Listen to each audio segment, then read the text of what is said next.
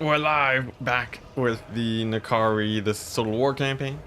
Over here today, as you can see, we have a bit of a battle ahead of us. It's going to be Nakari and our caster with some infantry against a bunch of monstrous units and some chunky single entities. These Hell Pit Abominations are going to be a little bit scary, but I think we generally have a pretty decent chance here. Now, I could make things a little bit easier on me, and I could actually seduce one of these Chaos Spawn. And I think, given that we actually have enough income right now, I think that is actually a pretty good choice. So let's go ahead and just steal one of those, and we can use that in case of emergency. They're unbreakable, so getting rid of them now makes life a lot easier. And with that out of the way, let's go ahead and dive into this battle. Oh boy, so it's basically mostly going to rely on Nakari doing well. More or less, but I'm fairly confident we should be fine. We should be fine, right? What? Well, I guess the Hell Pit Abominations aren't that scary. They don't have any infantry except for 2 Crypt Ghouls, so we can sort of bog these guys down in the latter stage of the battle. And as long as the card can actually get some good picks, I think we should be good. All right, so here we go. Diving on in, the Lore of Fire.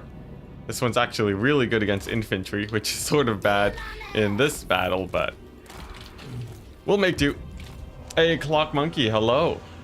First sign of life in chat today. Hello, welcome. Overall, I'm pretty excited to see the rest of this campaign through. Also, by the way, so I've made plans where there should be a proper head-to-head type campaign on Monday in general news, so that should be quite exciting. Essentially, we're going to do a quick sort of Cathay Rumble campaign where you have to sort of just fight each other in Cathay and try and hold as much territory as possible. And then after that, after we make sure that everything's sort of, that there's no problems in terms of lag and such, then we're going to move on and do a much more full campaign. Like a proper 2v2 head-to-head campaign with my moderators, or with my moderators on my Discord, that is. So, should be good. It might even be a 2v3, which would be very interesting. So we have that to look forward to. Rusty, hello. How have you been enjoying Warhammer 3 so far? It's been pretty good.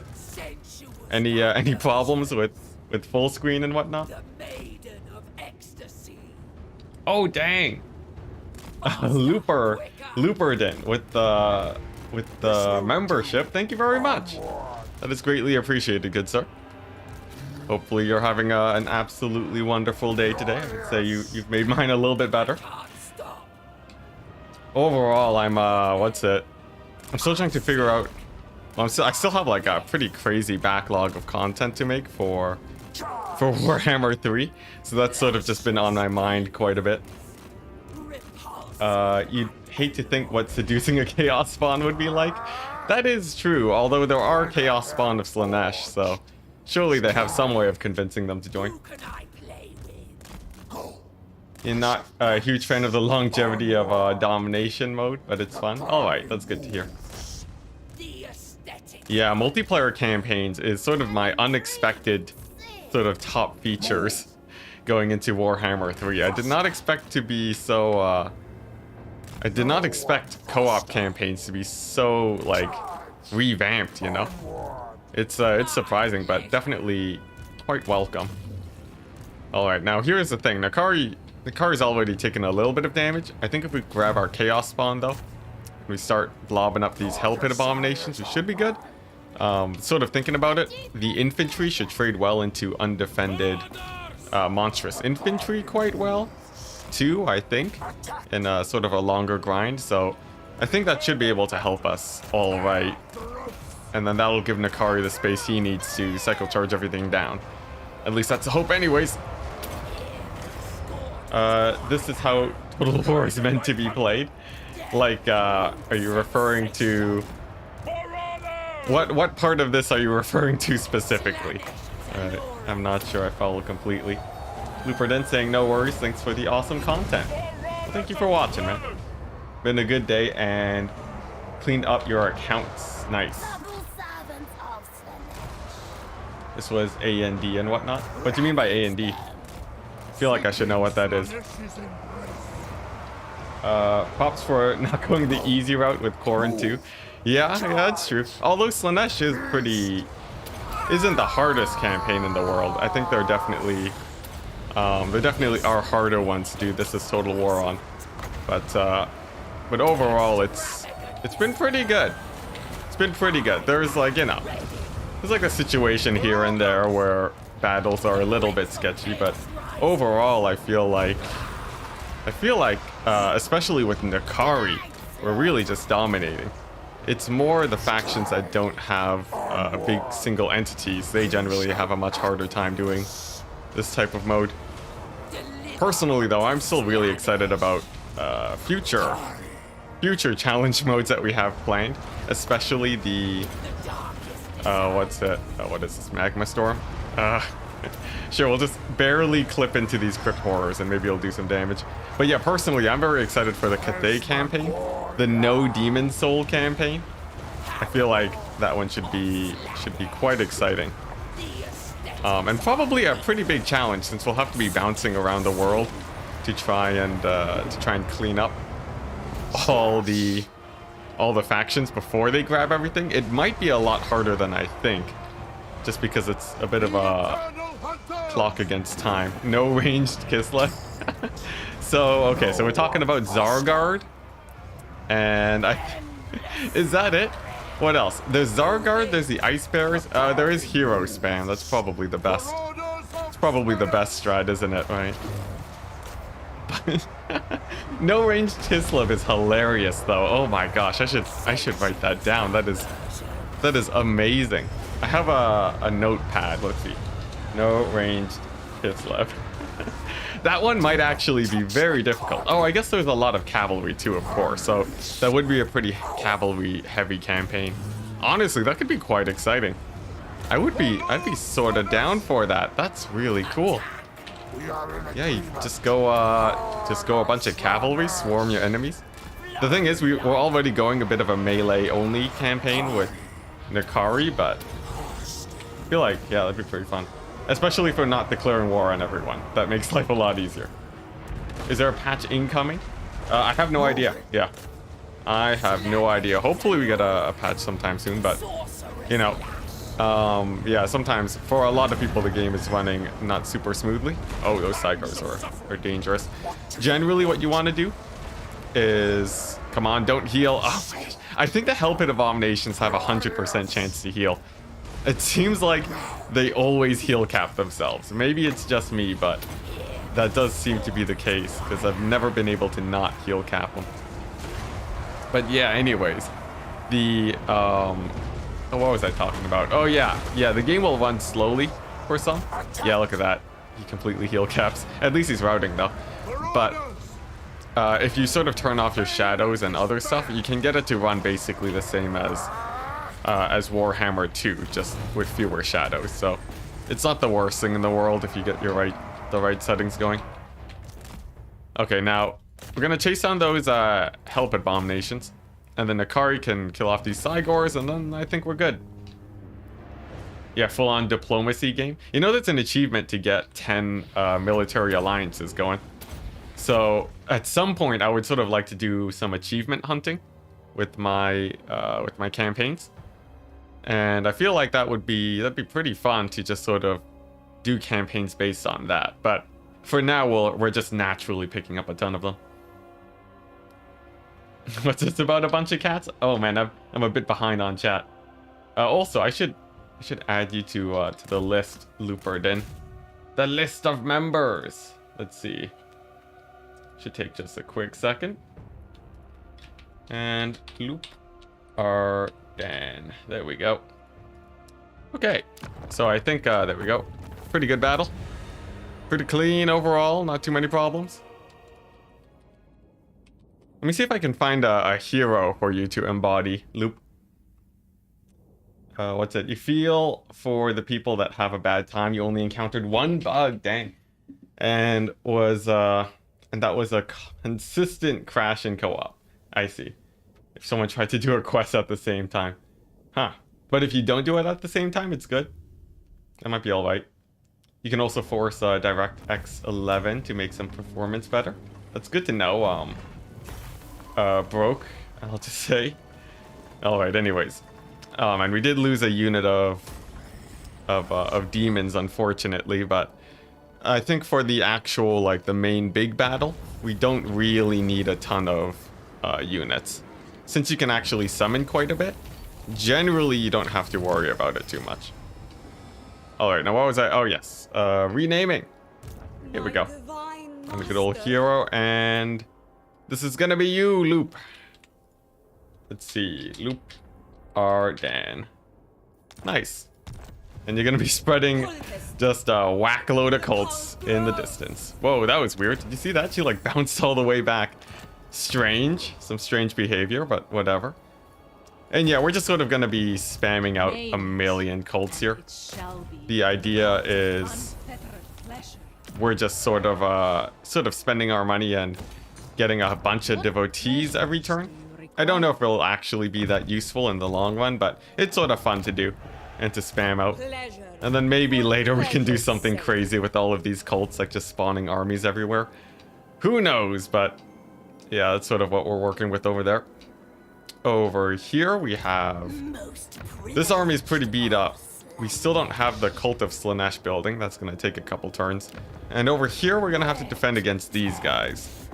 So let's deal with this rebellion. We're going to play the battle to avoid losses, and then we're going to start defending our cities. How do you get your load times fast? You want your load times... you make your load times faster with an SSD. That's sort of the best upgrade for loading. And apparently you want it to be a fairly empty SSD too, since they work a bit faster when they're empty. Man, chat's busier today. What's it? Corn thrives from fighting everyone in the neighborhood. Yeah, that's true.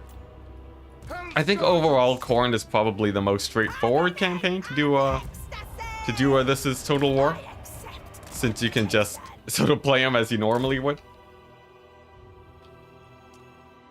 Let's see what else is going on. You switch the settings and it's about as smooth as Warhammer 2 for you. Hey, nice. That's good to hear.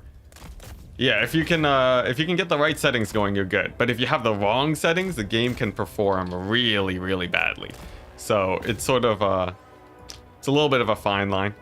You have to be a tiny bit careful that you're not accidentally turning something on that will just absolutely devastate you. But if you can manage that, then you should be fine. Okay, nice. I think this battle is pretty well and done. Not too difficult. It's just on Legendary, they really don't like you auto-resolving for whatever reason. Totally fine, though. And we can move on and start defending our settlements. You've seen my new PC, and you're very jealous. It's a crazy PC, yeah. Yeah, no, it's sort of insane.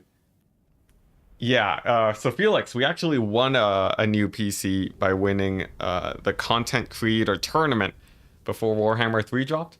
So it's actually going to be on its way in maybe a few weeks. Should be pretty good. I don't know what sort of makes SSD models better or worse. I sort of went with like a very conventional model. I forget what brand it was, but I think overall it's more, you know, an SSD is an SSD type situation.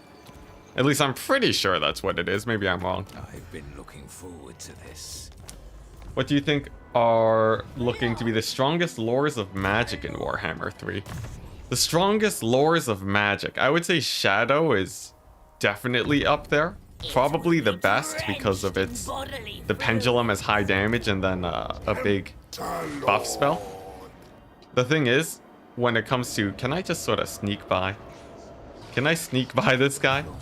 Let's see. I guess we might as well kill him, right? We might as well kill him for the extra resources. But yeah, I think that's probably up there. The lore of Tzeentch is pretty good. Lore of Fire got nerfed pretty hard. because Burning Head doesn't hit as many times as it used to, which is actually pretty brutal. Hey, no one. Hello, hello. I don't know. Lore of Slaanesh is alright. And then you have the Cathayan lores, which are pretty not great, unfortunately. They don't really have anything special going on. Lore of the Great Maw is decent because of the healing, but also not like a mind-blowing one. Honestly, I think Lore of Tzeentch and Lore of Pendulum, Lore of Shadows is probably the two top contenders, I think. Just because they're insane. They're absolutely insane. The Lore of Tzeentch is really good for sort of a constant armor debuff, really nice for sniping units. And then Pendulum's just really busted right now.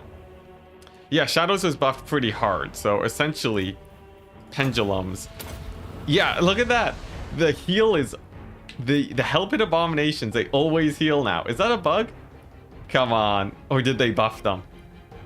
Chance of the unit instantly dying. I've never seen it instantly die. I think CA accidentally made Helped Abominations completely busted. Either that or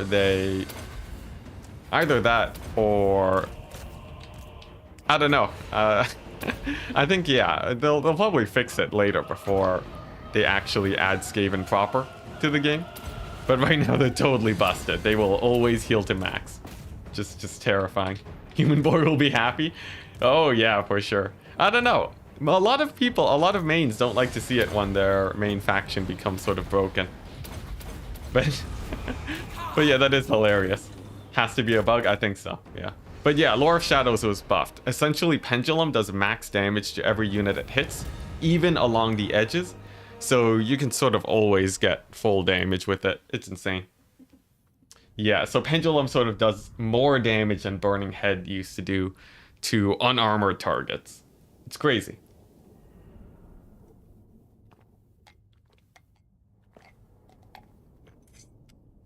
Still a chance, it's just 100%. I guess so, yeah. Yeah, I wonder if...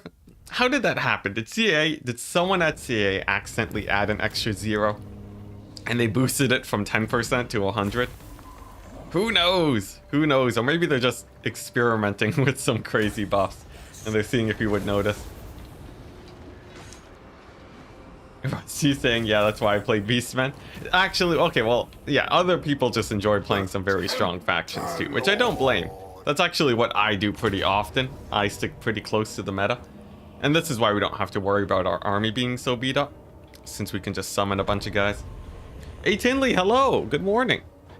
Good morning. Oh, wait, no, we're not allowed to sing. We're not allowed to sing because YouTube. Well, also because, you know, copyright and stuff. If I was allowed to steal copyright, people would be allowed to steal my content, and no one would want that. Do you think when all factions will be available that it will change the skill cap of multiplayer?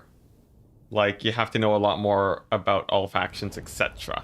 Yes, for sure. Skill cap is going to increase dramatically, but I think base level skill, like the ceiling is gonna increase, but the skill floor isn't gonna go up by that much. Because a lot of the time in Warhammer, when you're just learning, and this is speaking from experience, you can learn Warhammer without needing to know all the factions. Like, you can play multiplayer perfectly fine without knowing all the factions. Also, that's why Pendulum is great. These guys have magic resist too, and we almost deleted them. They resisted 25% of that damage, and they're at 25% HP. So, that's just a little thing about Pendulum. But anyways, what were we talking about? Yeah, the thing is, you can get by learning only one faction. And not only that, domination mode is very new player friendly. So if anything, it might be easier to get into multiplayer than it was before. But to truly master the game, it's gonna be a bit harder. Yeah, because you're gonna need to, if you really want to master the game, you have to know like basically all the factions really, to really say that you know what you're doing. And obviously learning all 21 factions is gonna be a bit of a task. So yeah, there you go. Turin sings all the time, fight the system.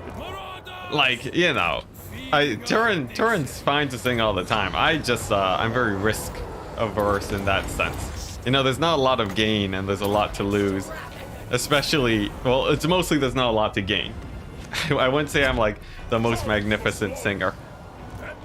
Or even if I can sing all right, it's not exactly something that I very much want to do on stream all the time. Even though I'm sure there's people in chat that will try to egg me on. They'll what's it? So if I sing too much, there's a few things that the companies can do to sort of screw me over. One thing that they can do is they can take revenue from the stream. So any ad revenue I get goes straight to them. Or alternatively, they could also just outright shut down the video and just say, I want it taken off YouTube. And if that happens 3 times, my channel gets deleted outright. So it's a little bit scary, yeah. Just a tiny bit. Okay, so the general strat that you want to do here, if you want to just sort of ×4 through these battles, you just want to spam out these towers. And then you're basically fine. Let's see what we're gonna do with these marauders. I guess we'll keep them on the battlefield just to hold this point, but yeah, you can pretty easily just build the strongest towers and you'll be mostly fine. They just do so much damage. And then the few guys that trickle through you can just kill. Skaven throat singing perhaps? If it's original, then we're fine, yeah. If you can make up some original Skaven music. And I have permission from CA, so I can sing like, you know, the Vampire Coast shanty, for example, if I wanted to. But strangely enough, I can't sing anything from Warhammer 1 because rights and stuff. Yeah, it's sort of weird. When you're on YouTube, they treat you like a full-blown company. Because, you know, if a company were to just steal music and then start playing it on their own thing and to make money off of it, like that would be, you know, there'd be a lot of fighting for that between companies. But if it's just like, you know, a random kid on the street playing music, that's obviously not a problem. The thing is, once you're on YouTube and you're actually making money off of this stuff, you do have to sort of treat it more like a company, otherwise you can get into some issues. Oh, what the? They killed my tower? Since when? How'd they do that? Alright. Oh, they captured the point. Whoops. Oh, we lost all of our towers. Oh dear, that's embarrassing, isn't it? See, there you go, Ed Tinley trying to egg me on. Maybe one day if we can, you know, if I ever feel like singing the ogre theme song or whatever. Alright, man, our forces here are getting pretty beat up. The thing is, too, we don't really have access to high-level recruitment with Nakari. And that's going to be a little bit of a problem here. Yeah, it's going to be a little bit of a problem, because as soon as our army gets back into the main region, we're just going to get gooned by a bunch of 20 stacks. So that's sort of a non-optimal situation. Man, I knew I should have been more careful. Losing those towers is painful. I should have just summoned a bunch of units at the start. That's my bad. Alright, so most of these guys are going to die. Doesn't matter too much. We got Nakari and our caster over here. They'll do completely fine. And then we can sort of summon in more infantry in a second. In fact, oh wait, no, I think we have to kill everything here before we can start summoning infantry. Should still be fine though, right? Nakari's a beast. Favorite faction so far? Slaanesh. 100% Slaanesh. Greatest thing about Slaanesh is that we essentially just have a lot of fun units to play around with. Yeah, that we can really sink our micro into. Alright, let's see. How's this fight actually going? It looks like we're still doing good. Yeah, another big ol', I think these Pit of Shades are going to really help us here. Nakari's still at max health, and as long as we manage our ability cooldowns, we'll be fine. We'll be fine. We're sort of doing this this battle, I would say, probably the incorrect way. CA probably did not imagine players to just sit here on 2 units on the capture point. But let's be honest, these guys really are essentially my main army. Just these 2 units. Okay, nice. So let's go ahead and capture this objective, and then we're gonna rebuild the towers. And we'll also want to spawn in our units. But first things first, we want to rebuild the towers so that any guys that do get spawned in don't cause too many issues for us. Yeah, and then we can just sort of resummon these marauders and we should be fine. There we go. Man, they're so expensive because they have chevrons. Okay, there we go. Okay, so next point should be pretty straightforward. We blob them up with Nakari. It's going to be the same deal. Overall, these battles are actually a lot easier than you would expect. Basically, all you have to do is just keep pushing on to the next point and then spawn a million units of infantry in the back. And then it's pretty straightforward. Yeah. Over here, though, I should really spawn some units instead of building those towers so I don't waste too many of my resources. Also, I think Nakari's heal cap too, which could potentially be a bit of an issue. I guess if we desummon him, then we might be fine. Same with my chariot lord over here. Let's see if we can pull her out and start cycle charging a tiny bit.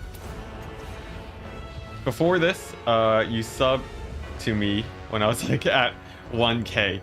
Oh yeah, no, the last month or so has been insane for the channel. Yeah. We had one pretty big explosion when we first got access to Warhammer 3, and then it jumped up even more. I think we're finally at the end of that wave now that people are sort of just enjoying the game for themselves, but it really did help grow the channel a ton. Yeah, things have been looking very good for us, I must say. Okay, nice. So we're just gonna spawn in these guys, and then we can build this tower, and then we should be fine.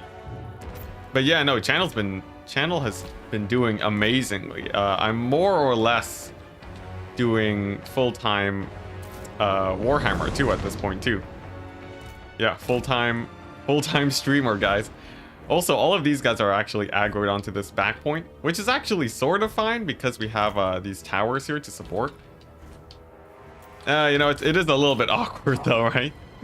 They're all just pouring into the back here. I'm not microing these guys at all. Let's see, what do we want?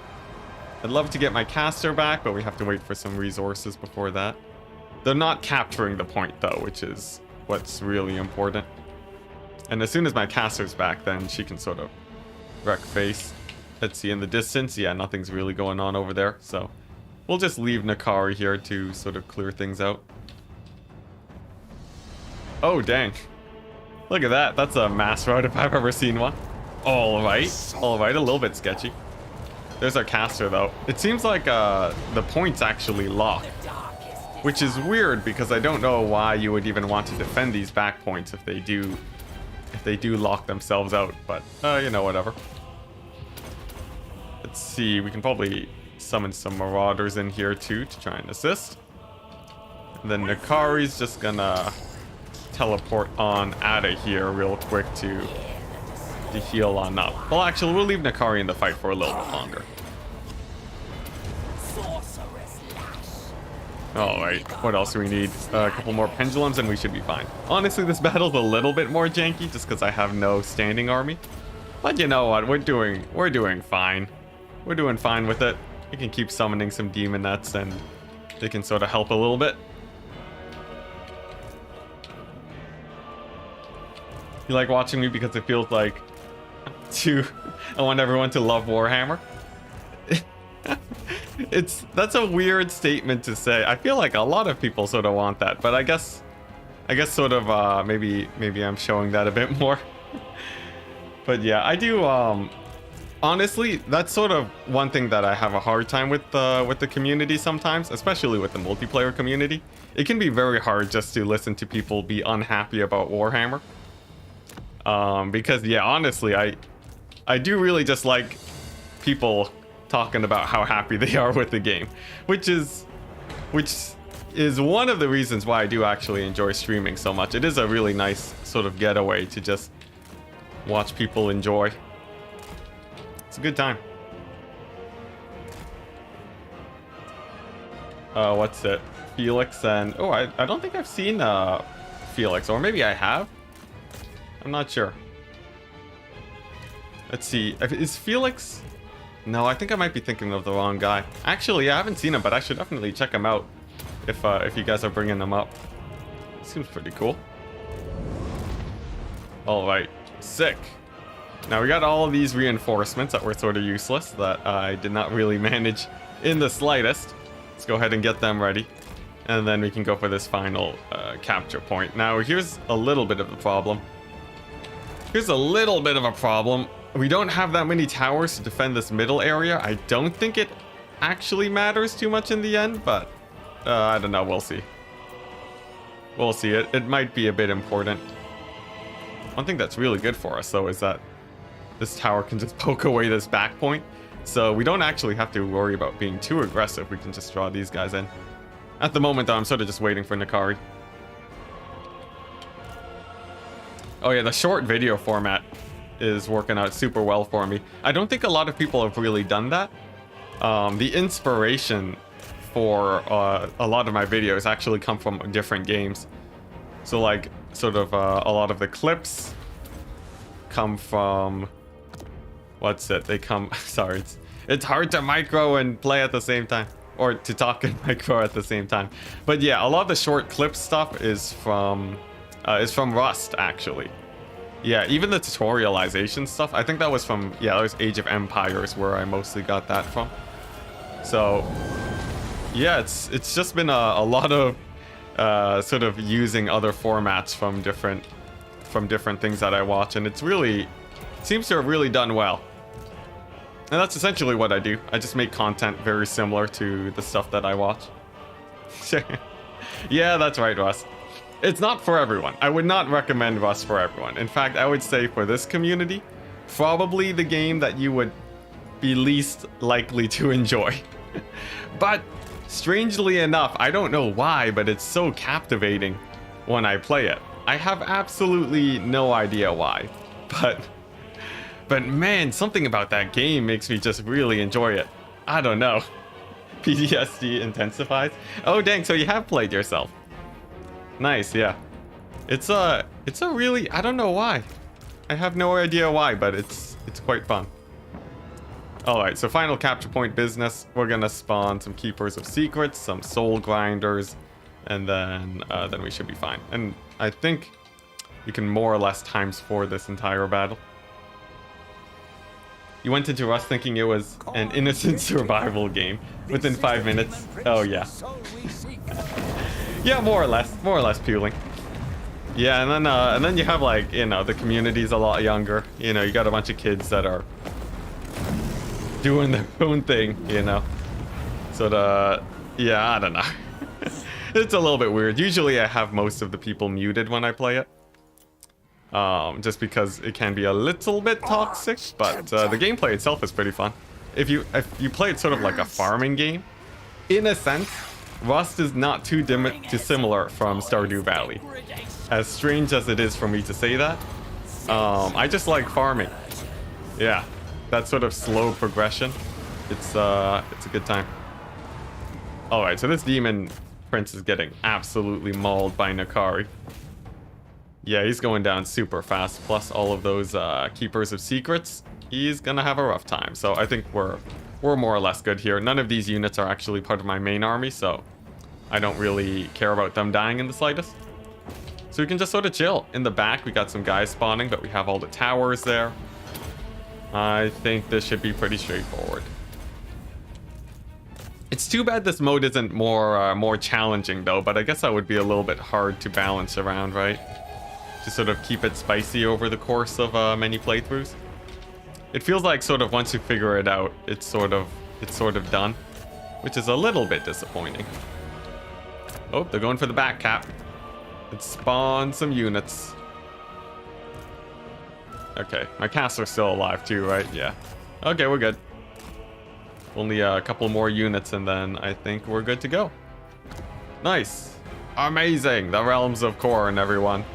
Give it up for the Realms of Khorne. Oh, look at him. He's so sad looking. All right.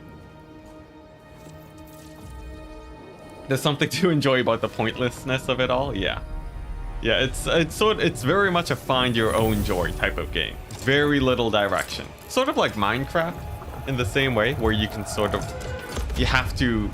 you really have to find your own fun. Yeah, the community is a little bit toxic. I would hedge my bets and say probably a lot toxic. So I sort of avoid it, but even in the YouTube community, there's some pretty chill people for it. You're rocking the Conan XLs, nice for these days. Just farm, build temples and cities, wrestle with the wolves and cannibals. Yeah. Yeah, there's a lot of those, like, that sort of genre of game. I don't really know how to explain it. But yeah, or maybe not genre, but that feeling that you get is quite enjoyable. I always considered myself to be quite hardcore, but there's a lot of these games where I enjoy just playing it to relax.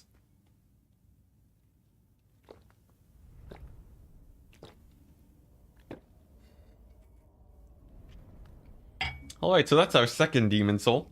That puts us in the race with everyone else. 1,000 kills on Nakari. Actually, more kills than the caster? Dang, Nakari is insanity. Yeah, pretty good. Pretty good. Alright. And let's go ahead and get a bit of cash going. Only playstyle you missed for Warhammer 2 was a more aggressive yet good leadership faction. Oh, I see. Which you now see in Kislev. Oh yeah, sick. Alright, what's the cinematic? I've never seen this before. Okay, we got Be'lakor. God blood to break a curse. Alright. Nice. Too long. I was imprisoned in shadow. Oh yeah, the auto build. I should check that out. Yeah. Flesh. It's new to Warhammer 3. burns. Flesh to tear, little demon. When I am free, Oh dang. you will know. Oh, blue is the Urson. wrath of Oh, I God. get it. The I bonds see. of the forge are strong, and you grow weak. Our journey Yo, Urson's like massive, not man. Look at him. complete. The Lord of Shadows is a shadow no more. Okay, so Be'lakor now has the body. Sick. He can pursue his burning desire to enact revenge and dominate the Classic world. motives. But yeah, auto build is new to Warhammer 3, and it's pretty sick. Yeah, you can just sort of turn that on, and then it'll just do it for you in the late game. Seems super good for management. Also, what in the world is happening over here? Oh my goodness. There's like 5 different armies. Okay. Excuse me. Alright. Alright. Well, this is not a good place to sort of spawn in. I guess we'll get extra winds of magic for a quick second. Now, we all know Nakari can still wreck face. But it's going to take a little while to actually clean all of this out. Hopefully that doesn't go too bad. Alright, let's just look away from that. We'll go over here. And everything's alright. The cool thing about the auto build, by the way, let's see, where is the auto build button? Let's see, where was that button? It was like, I thought it was up here or something, or maybe it's on this side. I don't know, I forget. I remember seeing it somewhere though. Someone please remind me. Oh, it is this button. Okay. For whatever reason, it just looks like a PC. I guess it's PC management, but yeah. So what you can do, you can sort of choose how you want to balance your buildings, and I think there's also a way to set how much income a turn goes towards auto building. Let's see, how do you do that? Yeah, over here. So you can choose your budget for auto building. It's really sick. It's a bit hidden away and hard to find, but yeah, so you can be like, I want all my money to go towards my auto buildings, and then you can set your settlements how you want. Generally, pretty cool. Pretty cool, I'd say. Really nice for late game campaigns, as we will definitely be getting into for later. So yeah, quite exciting. Now, what's this going on over here? We got the Chasm of Torment. It is a pretty ungarrisoned army. I don't really feel like playing this siege battle just yet, especially because of all the losses we'll probably take. So I'll just, you know, run them out of supplies, and that should work. Okay, and over here we're gonna upgrade this building, and then we can probably start building up some walls in this area, and really start making our settlements more reinforced. Yeah, auto build is sick. It's sick. upper right of the window I was just in. Okay, yeah. Yeah, you guys are just explaining it. But yeah, Kislev's pretty cool. Pretty cool aggressive faction. Alright, here we go. So we got Nakari and a caster against a Kislev 20 stack. Now, one thing we can do, we can kill the Ice Maiden at the start, and then we can actually end the battle right away, which is a nice way to sort of make it harder for the AI to attack us. The AI can botch up the construction, yes, so it will be slightly less efficient there. But, you know, you don't have to be maximum efficiency once you reach the later stages of campaign. So I wouldn't be too worried about it. I wonder how good it is, though. Because it's not like you're setting your own presets, you're just letting the AI build by itself. And the AI isn't exactly well-renowned for being an awesome builder. Okay, how much time do we have? We have 1 minute to get over here. Okay, come on. 1 minute. Oh, yeah, we're fine. We're fine. The car is way too fast. Poor Frost Maiden. Alright, so we'll just let Nakari do his thing. Oh, no. Oh, she's getting just knocked down in a loop. Oh, she dodged that attack? Are you kidding me? Oh, wow. She's actually gonna... She did it. She survived long enough. Dang, look at that. What a beast. Oh, my gosh. All right. Well, Kislev is a little bit hardier than I thought. It's because she was on foot. They get knocked down pretty easily. Yeah, if I had microed it a bit better, it probably would have been fine, but, you know, whatever. Now that all factions are released, which ones do you think will be a common pick in multiplayer and why? I think Ogres and I think Tzeentch will be the most common. Nakari is, like, Slaanesh is great. Oh my goodness, this pendulum's gonna be amazing. There we go. Yeah, but anyways, the thing is... Oh, dang, they're still spilling in. Oh boy. Here we go. Let's see. Yeah, let's just do this. So the thing is, I think Slaanesh is actually quite good in terms of the greater list of factions to play. But the problem is that Slaanesh doesn't really have a lot of... like, Slaanesh is very hard to get sort of your baseline value with them in multiplayer. So I don't think we'll be seeing them a whole ton. I think most people will be playing Tzeentch.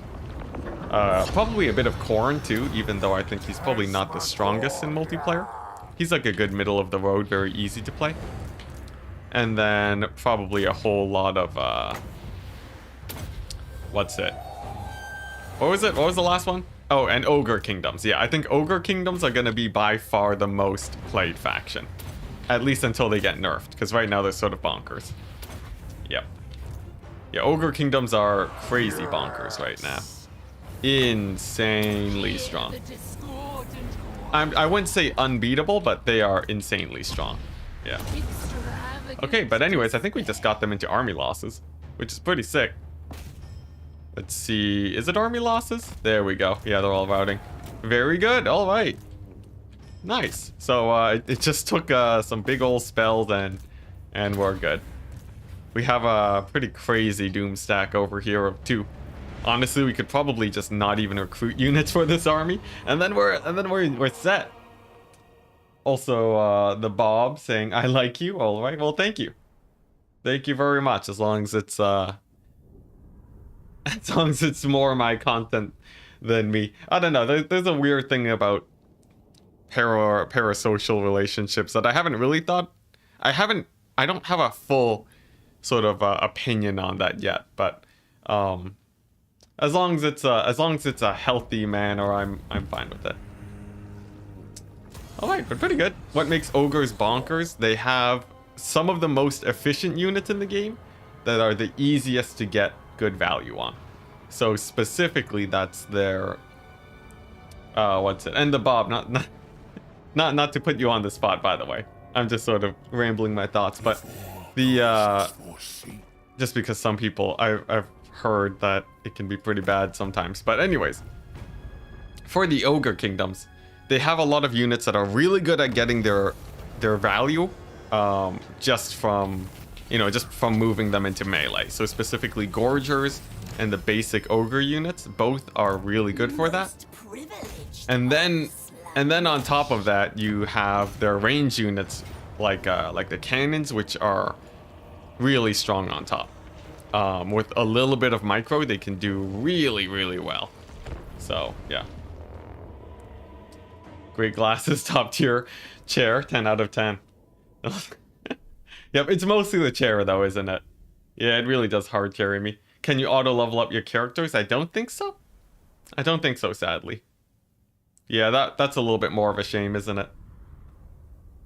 I wish you could sort of like how you level up the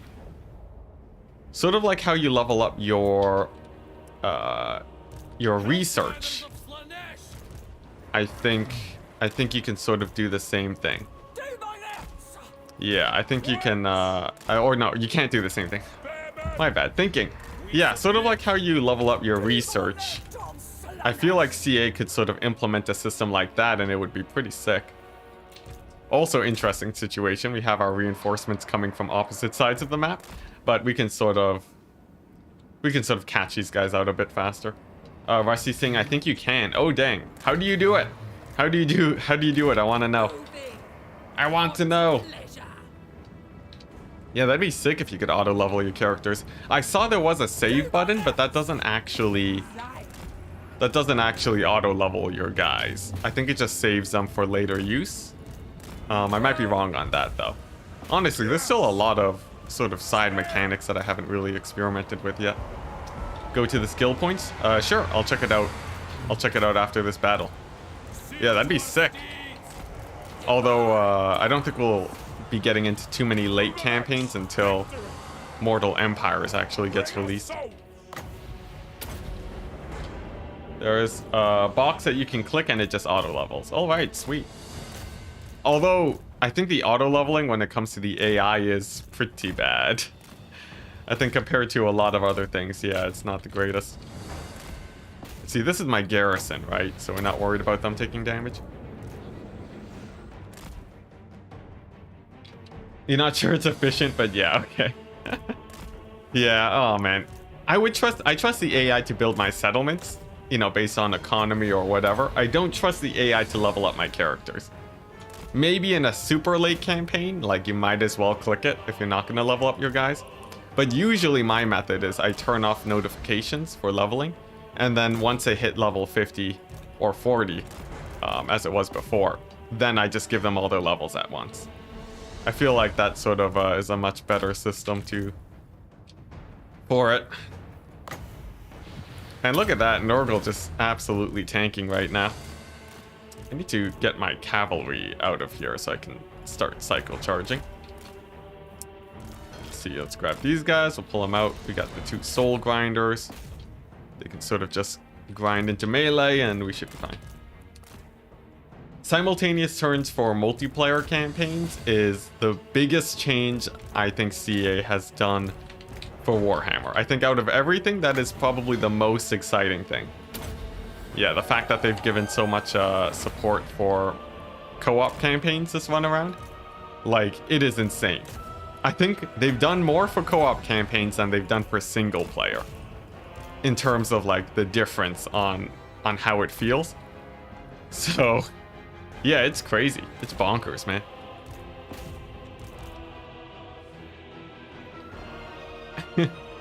It drives some people crazy. You notice when I do that? Oh yeah, leveling all at once. Oh yeah, no, people do not like seeing those extra check marks. Yeah. There's a few things that we do that is just slightly messy when we're playing Warhammer that will just make people insane. What, I think it's that, and then probably some of my auto-resolves have also been pretty spicy for people. Let's see, what else? I'm sure there's a bunch of other stuff too. Multiplayer campaigns are going to be amazing, and we're going to be playing it on Monday, and then after that, very likely we're going to be trying to run a multiplayer campaign session every Friday. It's going to be a long-term one, and probably a 2v2 or 2v3 situation. So that should be quite exciting, yeah. Because I don't think anyone else is really doing anything like that right now, at least as far as I know. In my pocket of the community. So I'm really excited to sort of show that off. And not only that, everyone that I'm playing with is part of the multiplayer community, which is sick. Like, everyone's going to be playing to actually a pretty high level. So we should actually be seeing some pretty nice Seeing pretty a lot, aren't I? We should be seeing a lot of really good battles overall. Yeah. Some really, really nice battles. Also, Nurgle units do not die. I feel like this battle has lasted forever. Compared to fighting Kislev, this is just an infinite grind, isn't it? You notice that it's up to 8 players now, but you're wondering if that gets increased when there's more than 8 factions. I would say probably not. I would say probably not. Not many companies implement higher than 8-player co-op. Just because I think that's pretty rare to see. Plus the system might not be able to manage it, just because of the lag, but who knows, maybe. Maybe that would be insane. Can we get just like a Factorio type situation where we just invite infinite numbers of people until it crashes? Enticity, have you found any Easter eggs in the game yet? I don't think so. I'm sort of a bad Easter egg hunter, so I haven't really seen too much.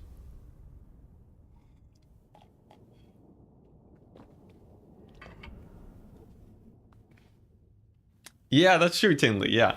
We optimize for time, yeah. That's very true. I like that. I like that description. Alright, man, we got a lot of funds. So I think with so many funds going right now, especially since the Slaanesh army is essentially down to 2 people, what we could do, and I think this is a safe enough play here, we can get another army going. Seems a little bit spicy, but I think we can actually afford it pretty easily now. Because supply lines are not nearly as punishing as they were before. Look at that. Minus 1,100, that's nothing. And we have 4 armies going? That is bonkers. So, yeah, here's the thing. I'm thinking we just get an ultimate doom stack, right? Just full on ultimate doom stack. Yeah, you know, go for like a bunch of very elite cavalry and some soul grinders, and then just sort of move our way into every battle. I feel like this is sort of the most straightforward way to do it. We will be burning funds quite heavily, but we can sort of really speed up our conquering to just an insane degree. And who knows, maybe we'll even be able to auto-resolve it. You know, I don't want to psych myself out here, but I feel like, you know, that might actually be a possibility. Maybe a single auto-resolve. Who knows? Alright, let's take a look at Cathay. Cathay hasn't gone into the realms of chaos yet, which is a pretty good sign. Nakari doesn't have access to another portal nearby, which is a bit sad, but no, I'm sure it'll be fine. Anyways, let's try and solve this disaster situation over here.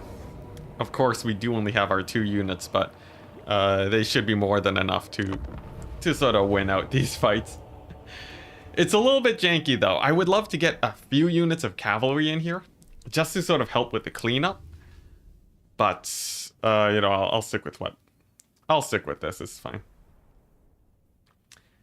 Yeah, you're surprised you could see 2 armies in 1 province. Yeah, which is why I feel like CA could probably boost the difficulty of Legendary a bit more.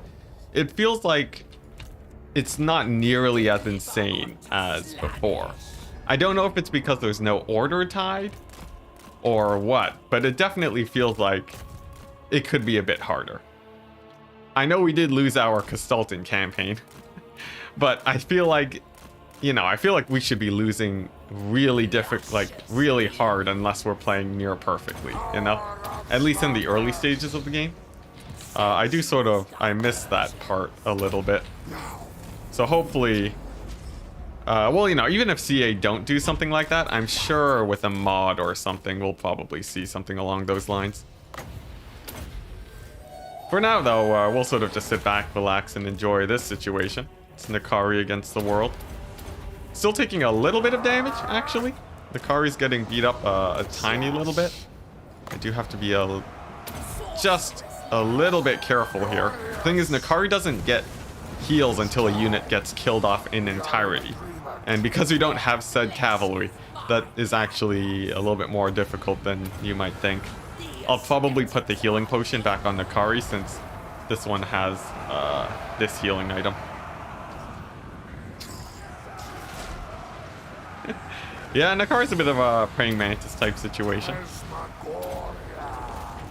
I swear though, if Nakari dies here, then truly we are doomed. Come on, just kill their lord. Is this guy on a horse? I can't tell. I think he isn't. Yeah, he got knocked over. Alright, we'll rely on our caster instead. Yeah, as soon as we can get Nakari to heal, then I'm a lot less worried and we can sort of blitz our way through these battles. I would go on max speed, but Nakari's a little bit too low. I need to get healing potions in. The crazy thing now, though, is that you can actually switch items instantly. You don't have to wait one turn for it to get equipped. So you can sort of hand a healing potion around in your army pretty easily.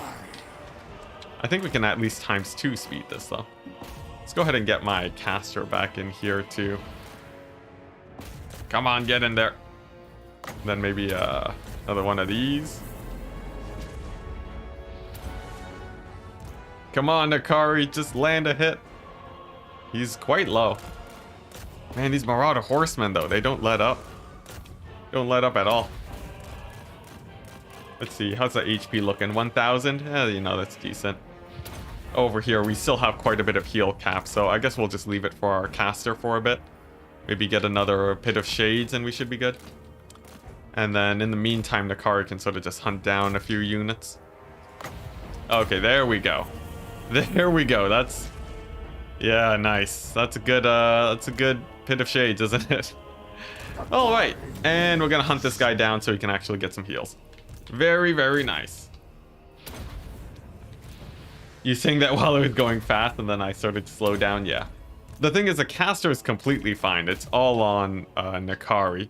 Looks like those last few kills really healed us up, though, so... pretty good. Nice. And... alright, Nakari's back to 2/3 HP. Awesome. Awesome, there we go. Does Nakari have passive healing? Only when units die. So you have to be killing units, you have to kill the entire unit from the battlefield, but then you get a pretty chunky heal. Yeah. Alright. Clayton Brune, apparently getting all their messages deleted. No idea why. Oh, Nightbot. Oh yeah, I forgot. We got Nightbot going on. So, thing about Nightbot, I don't know if you were actually spamming or if Nightbot is actually too aggressive right now. If it was Nightbot being aggressive, I'll probably tune it down at some point. But the thing that I'm trying to implement is getting Nightbot to ban those bots whenever they show up. Yeah. Sorry, Clayton, if that was unwarranted. Alright, but anyways, let's get the healing. You use 6 symbols? Okay, yeah, we should probably make Nightbot a little bit less aggressive then. I'll do that after the stream. Also, by the way, fun thing. Here's something fun. If you guys type in ! And only one of you guys have to do it. ! And then I think what is it? What's the command? I think it's how zoom. I think type ! how zoom. All one word, all lowercase. And then Nightbot should give a link to my tutorial on how to zoom out. I'm pretty sure that should work. Let's see, where's that healing item? Potion of healing. No, that's not the one we want. We want this. Yes, it worked! It worked, Nightbot! You're doing good. Alright, anyways. What do I want? Terrifying Mask of E, that's not useful. There we go. Rock of Inevitability. Wonderful. But yeah, there you go. There you go. That's some Nightbot stuff for today. And then at some point I'll fix up the aggressiveness on the symbols. Since chat is generally pretty small, we don't have to be super aggressive with our bots. And then we'll be good. Okay, nice. So now that Nakari actually has healing, we should be able to sort of, we should be able to ×4 through many of these battles. Let's see. Let me actually, one thing I could do right now while we're loading in, I can sort of play around with my Nightbot settings. Should be quite fun. And Spam protection. There we go. Alright. Your desires are mine. Ken saying, sorry, I'm new to the game. Why do you only use 2 heroes and no army? Because my entire army died, yes. But also right now, we don't really need much more of an army. We've sort of made it where these 2 are just one-man armies. So they can essentially just delete everything by themselves. Yeah, usually it's not that efficient because it takes so long to have these one-man armies. But in this case, Nakari is just so strong that they can actually win fights pretty quickly. Did we check auto level? Oh yes, I'll go check that right now. Okay, here we go. Excess emotes, options, limit. Let's boost that up to 30. There we go. All right, guys, feel free to spam 29 emotes in chat right now over the next 5 minutes, and Nightbot should not block you, or should not time you out. Yeah.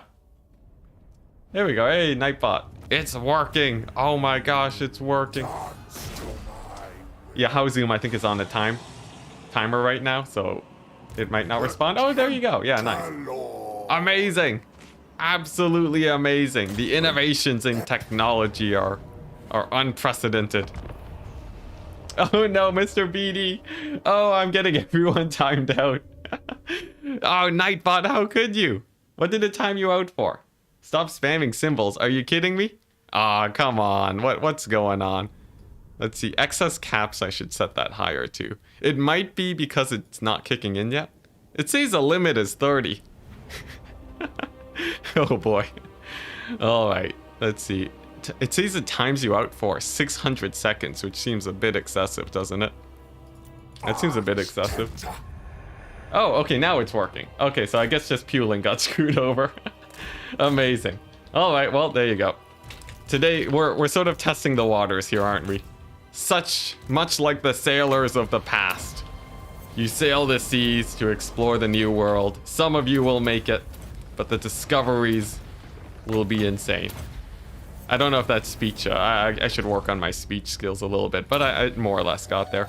Anyways, these guys are absolutely insane. I don't need an army with these guys anymore. And the insane part is that I don't even need to worry about supply lines because it's been nerfed so heavily. So against any demon army, I can just essentially move my way in and we're more or less indestructible.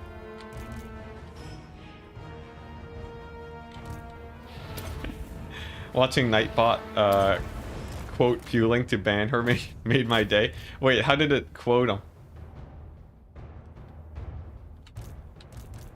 Let's see. You have to let it go, stop spamming caps.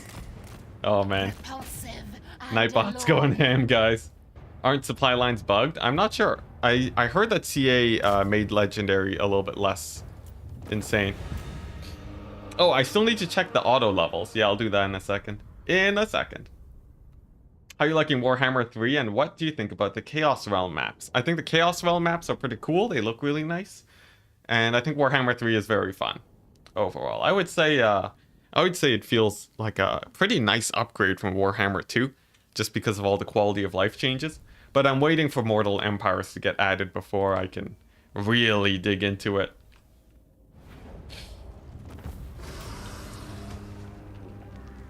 All right. Yeah, it shouldn't be too long until Nightbot lets you back. I should make it where the timeout isn't nearly as long, since that's very aggressive. Let's see. So excess caps. We're gonna make the timeout length 1 minute. There we go. And then excess emotes will also be 1 minute, since not everyone is gonna be ready for that. And then there's things about links that I should probably switch up later, but you know, it's a work in progress, guys. Okay, how big is this? The garrison's still doing pretty good. I guess we can kill off Ragnar now.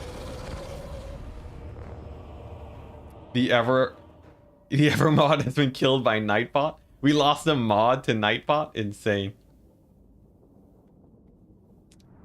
It'll only let you type in so many, then it won't let you enter it. Oh, I see. Interesting. I wonder if it's changing like my actual stream settings. there's an issue where disbanded lords still contribute to supply lines. Oh, that's interesting. It's weird though, because the thing about disbanded lords is that they do still offer their buffs. So in a sense, it does sort of work, but probably that's very much unintended. Well, actually, most likely that's very much unintended. All right, but Ragnar should go down pretty quickly. Nice. Overall, let's see. Nakari does take a little bit of damage from the ranged firepower here. But man, these Pit of Shades are insane. Oh, look at that progress bar. Did you see that on the right side? It built up to max in like 2 seconds. All right, and there we go. Everyone's a running. Pretty nice. And yeah, we can just move on to the next battle, right? I guess we'll kill off this unit so that Nakari can heal to max. And then we'll wait 30 seconds for this one. Come on, give it to me. Ah, it's taking too long. Screw that. Are Ogre Trolls meta now? Ogre Trolls? Ogre Trolls. I don't know what that is. Do you mean the Gorgers? Because those guys are insane. I would say those guys are pretty meta. I don't think they're mind-blowingly insane, but they're probably one of the most efficient units in the game right now. Yes, this is on Legendary. Maximum difficulty. But yeah, I'll make sure to keep an eye on those, the disbanded lords to make sure they don't eat my economy. Alright, now let's take a look at the levels.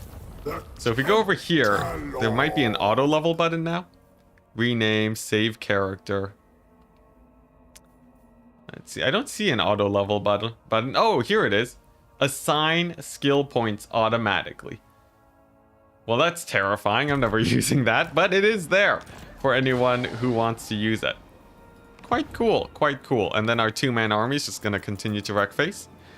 Over here, we have our hero that hasn't been moved. And what do I want to do with these cultists? I think I want to pull them back home, actually.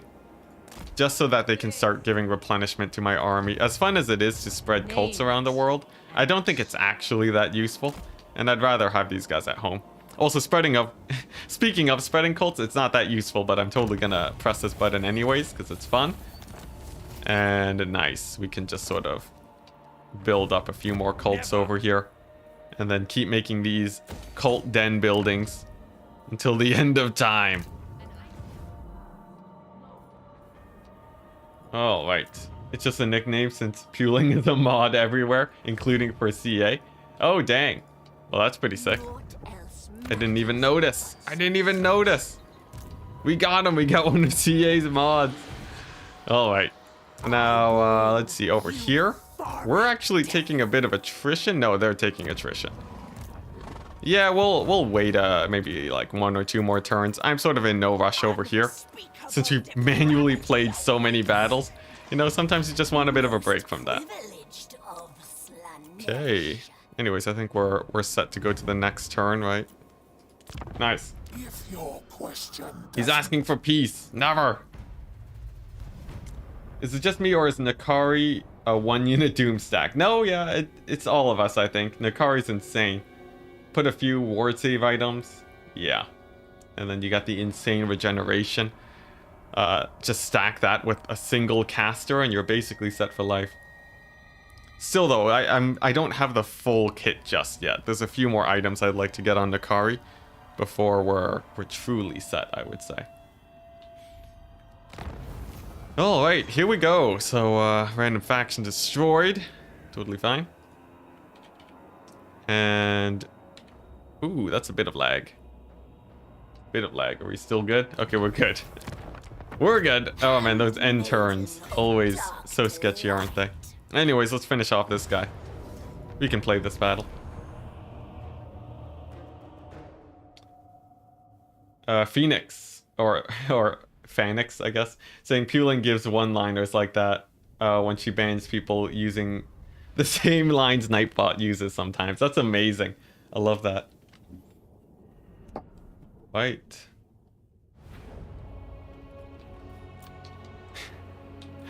Alright, anyways, let's dive on into this battle. Should be pretty straightforward. Name of the game is Soul Grinders. And I guess I'll just go for the Lord Snipe. That seems like the most straightforward way to win this battle. The AI does actually have a pretty juiced up army over here, but I think we should be fine. Do I have Pit of Shades? Nah, we only have Pendulum, but I think we'll be good. Just a single Pendulum down the pipe over here. And then send in the cavalry to swarm and clean up. Should be basically all we gotta do, right? See, my Soul Grinders did actually take a bit of damage. I can sort of see why the game said this would be a valiant defeat. It's a little bit sketchy here. But we do have the slight advantage. I think we should be good. Nice. One more Pendulum. There we go. Man, Pendulum really just isn't insane, isn't it? One of the strongest spells in the game right now. Quite possibly the strongest spell, actually. Nice. Okay, so I guess we're sort of just blitzing our way through. I don't know if this is gonna be a full conquest campaign, because I'd love to get into the Cathay madness as soon as possible. So I don't really have to worry about conquest that much. The weird thing about these campaigns is that you just have to collect the 4 demon souls. And you don't really have to do much else other than that. Should the Slaanesh soul grinders be be called soul grinder? I think so. Oh, that's it. You have the game downloaded and waiting for you, but you got sick on launch day. Dang, that sucks, man. Well, at least you're able to start getting it now. As long as you're not too sick. Hopefully you're doing all right. Have I killed Corn yet? No, Corn still lives. But he's a little bit beat up. I think we should be able to take him out soon. Okay, this army, no, we're fully stocked up on these guys who are recruiting. And over here, I guess we could play this battle. Oh, that's so tempting, isn't it? Just to get the battle out of the way, but we'll just fight it. We'll just fight it. We have cavalry, we can cap points quickly. But yeah, so sort of the discussion that's been going on for the next campaign after this one, because I think we will just finish this as soon as we can by getting the demon souls. The campaign that I'd like to play the most is a Cathay campaign, but then we have to decide what modifiers we add to it. One modifier we can add is outposts only, so we can only, we're basically, we're relying mostly on or basically no recruitment. So we can't recruit units, but we can get units from outposts, which is a pretty fun modifier. Or we could also do a no ranged Kislev. The main thing that I would like to do for sure though is no demon souls. So basically we don't play the objective at all. We only go for conquest, and we have to prevent the other factions from getting souls. That one is also that one I definitely want to do. So we'll either do that as Kislev or Cathay, which is based on the vote of the people. And then any extra modifiers we'll sort of figure out. I think we can't really do that and outpost only. I think that would be a bit too difficult. So yeah, it'll have to come down to a vote. But yeah, Kislev melee only is also a really fun modifier. I wonder if we could, we probably could add that on top too, right? Melee only and then don't go for the objective. It really depends on how difficult it is to stop factions from just winning the game outright. So you can get ogres easy? Yes, yeah, I can pick up ogres pretty easily. Yeah, I just need to find a camp and ally with them. Cathay Cav only campaign. I think we probably won't do Cathay Cav only, since that's a little bit less exciting for me right now. Although that would be sort of an idea to think about for a while. Alright, I think we can ×2 this, right? Without too much issue. Most of my chunky cavalry is over here in the distance. And as long as we can capture these points, I think we'll be fine. We'll be fine. We're sort of ignoring the fight over here since it's a bit inefficient to take that right now. Hey, Leo. Hello, hello. Finally caught the stream after becoming a deckhand. Really? Do you not usually watch at around this time? This is usually when I do stream. And this is sort of the plan for the next weekish or so. I'll be streaming around this time pretty consistently for a bit. So if you're sort of available around now, you should be able to catch most of the streams. Should be quite exciting. All right, I think we've more or less won this battle at this point. Just gotta do a bit of cleanup now. You vote for a campaign where I slap myself in the face with a salmon every minute. Actually, would be one of the easier campaigns overall. In terms of the overall challenge, yeah, I think we could probably do something like that. Although, that would be a strange one. I don't think that's exactly on everyone's list of most exciting campaigns. But then again, thinking about chat, that would be something people would vote for. If I actually put that down as an option, people would 100% vote for that. Just to see me do it. Which is the one reason why I will not put that down as a votable thing. As much as I'm sure many of you guys would want to see it. Work afternoons bi-weekly. See, I don't know what time zone you're in though. That's a bit of the problem. But let's see, if you work afternoons, then that means usually you should be able to catch the streams. At least as long as this is your usual time of availability. Wait, this is a fish slapping song? Why am I not surprised? Why am I not surprised in the slightest? Okay, nice. We finally busted in through there. Let's, I guess we just go for the final capture points now. What do we have left? There's one over here. And then there's one over here. So as soon as we capture this, then we're good. Which means I don't have to kill anyone else. You all get to live, Marauders. Run and live your lives. That's my favorite thing about Slaanesh. We're able to just capture all the points so easily. Eat spicy chips for every unit I lose. Which spicy chips? Because I know they can get real spicy. And I'm not very good with that either. It's a Monty Python skit? Really? Oh man, and now I'm ashamed for not knowing. Yeah, I've watched a bit of Monty Python, but I don't think I've seen all of them. Man, I can't believe I haven't seen that though. I'm so ashamed of myself. You like the spicy food idea? See, we might as well just do a no unit lost campaign at that point. Alright, we could create a vassal, but I don't feel like making a vassal today. We're at war with everyone. So we're just gonna occupy, get a marauder over there. Probably get a defensive building, and then go for growth. Growth and casualty replenishment, that's the only thing we really want. My deepest desire. Tackies? I was thinking like, what's it? There's like an actual spicy chip thing where it's like, it comes in a box and it's literally just like a few chips.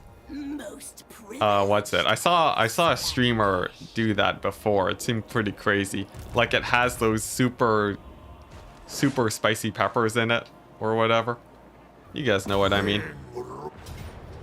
Oh, we can actually auto-resolve this. Amazing. Absolutely amazing. Okay, now here's the thing about Nakari. We could keep this as a two-man army, but I think I do actually want a couple units of cavalry. The problem is, we don't have any cavalry buildings over here. Let's see. We could take the Glut Port and get some cavalry over there, but I think instead we're gonna dismantle this building. I don't like why is it both red? Mandalore made a video on it, but it's very confusing deconstructing buildings. I really hope CA changes that, because the old color scheme was way more readable. But anyways, yeah, we're gonna get a cavalry building over there and then actually have a bit of support for our two-man Doom stack. And they should be able to win battles a little bit faster. Okay, nice. I think we're good. Next turn. There's no good stream time for me, says Leo. Oh, dang, that sucks. Yeah, that's a shame. Well, you know, at least you know when the streams are now. Hopefully that helps. Okay, nice. So the realms of Kislev have come to try and fight our armies, but I think we are much stronger than them here. It's a single chip. Okay. And quite deadly. They literally ship it in a little coffin. Yeah, I've seen that. I would not be able to do that. Yeah, I do not handle spice super well. Although it would make for a pretty fun punishment for people who do like to watch me suffer. Hammond, you sent me a DM. What, are you gonna ship it to me? Oh, okay, nice. Packy. Interesting. Yeah, I wouldn't be surprised if those are super spicy. Alright, here we go. The two-man army continues on their journey. Noblar only campaign? That one was suggested, yeah. Noblar only would actually be... would be not bad, honestly. Okay, so the thing is they do have a lot of missiles here. We do have to be a little bit careful, but overall, I think with our spells we should be fine. And with this sort of gap that is formed, we can just charge right on in, and then I think we're fine. I think we're good so long as we have the missile resist going for us. There we go, another big spell. And are we looking good? Are things looking okay? I think they are. Yeah, I think they're fine. I also have to be a bit careful. I would love to have this army actually move in and support. But even if they do take their time, I think we're more or less good. Okay, another pendulum down the line over here. And then another pull away before they get their lines of fire on me. Even playing the prologue? Ooh, I haven't actually completed the prologue yet, but I've heard that it's really fun. I sort of got busy for a bit when I first got access to it, because I wanted to work on videos and such, and I actually never completed it. But I heard that it's a really good prologue for Warhammer, and that it does a good job of explaining everything, which is very nice. Very good to hear, especially with hopefully a lot of new players coming into the game. Quite exciting. Man, these Kislevites, they are really holding quite well over here. They even put a pretty good dent on Nakari. But I don't think we're in any major threat of getting killed off here. Okay, and then we'll just grab this army, put them on control group 1 and lock them. And that'll make it where they auto-acquire targets. Big Warcraft 3 vibes? Yo, that's sick. That's amazing.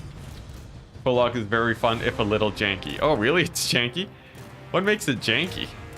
I guess minor spoilers for the prologue, guys, but I'm sure a good chunk of you have seen it already. Man, this battle's going on a lot longer than I would have expected. I guess it's because all these wagons and stuff are still at pretty high HP. But it looks like they're going down now. Hammond saying, you forgot happy 21st birthday? 21st birthday? I'm not that young, man. Nor is it my birthday. Were you trying to start a thing like people did with Turin? Trying to start random birthday celebrations for no reason? You madman. 21st birthday. Or are you referring to something else? Am I completely forgetting about something? Now I don't even know. I don't even know.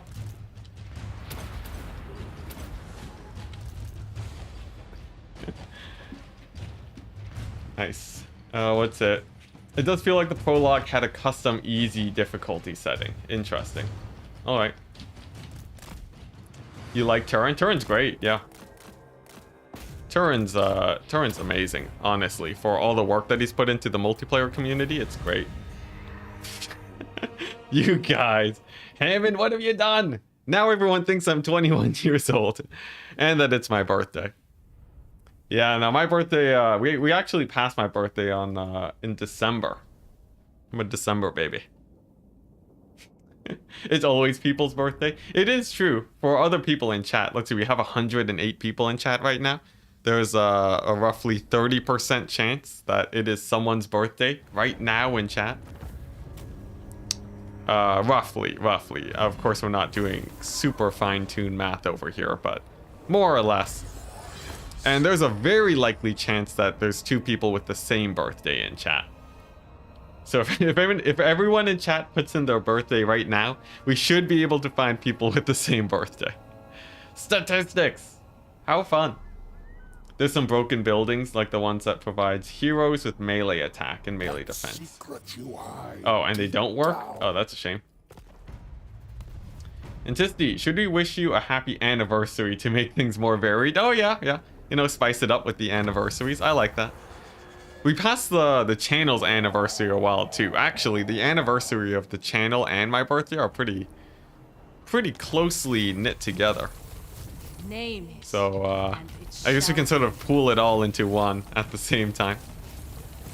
Okay, what are we doing with our cultists? They're running all the way over here. We got, you know, we got Scarbrand coming in. We got this. Continue as a herald permanently. You'll be asked again in 10 turns. Get replaced with an exalted keeper of secrets. Now this one's interesting. How does this actually work? Let's try it out. So it's an exalted keeper of secrets. Oh, okay, dang it, level 7. And they steal the items of the old lord. Dang, okay. Well, that's interesting. Nice, we got our first keeper of secrets, guys. Let's see, what do we actually want here? I guess cavalry buffs. Look at that. Now, I did have a fun situation earlier where YouTube demonetized. They partially demonetized my videos because I think this is a little bit too explicit for YouTube. But then eventually they replaced the thing. They gave me full monetization on my stream after, so it was all good. Okay, now what actual equipment do we want here? We have decent ones, but nothing too crazy. Potion of toughness, sure, that one's all right. That one's okay.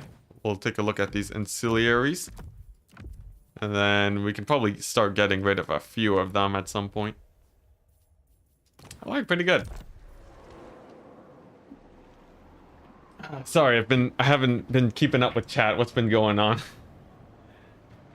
Speak up, birthday child. Where are you hiding? Oh, man, you guys. Happy birthday! Excited for your first legal drink. Oh man, I gotta say, not the biggest fan of alcohol. As fun as it is, you know, I do like getting a bit buzzed, but overall, I really just don't like the flavor of it. It's just so bitter. I very much enjoy my sweet drinks. Yeah.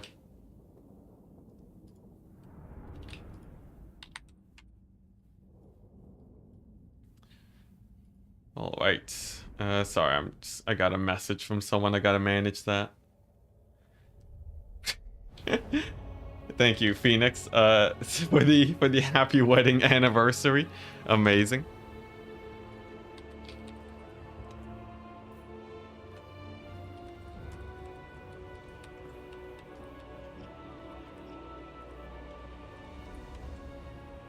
Alright, anyways, where were we? If Nicaria was a mantis, then the keeper is a peacock. Yeah, I think that more or less checks out. This is my first in-campaign keeper of secrets. They're really good in multiplayer too. So this should be quite fun.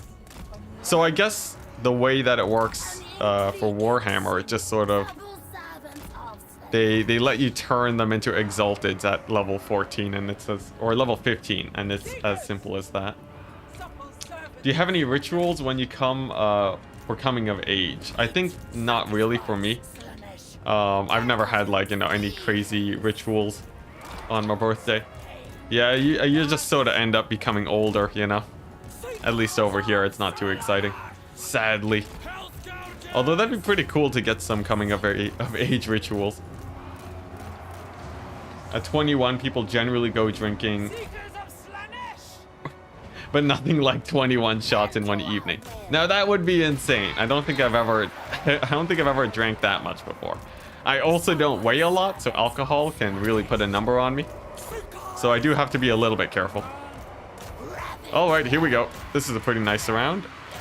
Keeper of Secrets is not Nakari. I have to make sure I tell myself that, or they will get absolutely obliterated.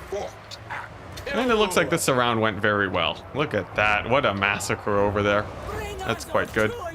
And with these halberds looking the wrong direction, I think we can do a lot of damage there too. Nice. Where are the reinforcements at? Slowly pouring in, but not nearly fast enough. Your lord is getting smashed a little bit, but look at that healing. So the Keeper of Secrets can heal when units are routing around them, which is absolutely insane. Yeah, so, you know, went from like about half HP all the way to a quarter And it should continue building up right now. Yeah, that's one of the things that make them really good in multiplayer. Because the kill condition is quite hard to get. Nakari doesn't get nearly as much healing as your other guys. Also, this ability is great. It basically puts your vigor all the way back to max. So it preps your army to fight, you know, a second army like it's nothing. In Australia, we go to a drive-thru to get the license. Alright, well that's pretty cool, but nothing too extreme by the sounds of it. Actually, I still need to get my license. I was gonna get it before the pandemic dropped, but then the pandemic dropped, so it sort of became a much lower priority. Look at that, Scarbrand getting wrecked by a random Exalted. Sucks to be him. Although he is there we go. He did deal quite a bit of damage, but that Exalted really did a pretty good job fighting there.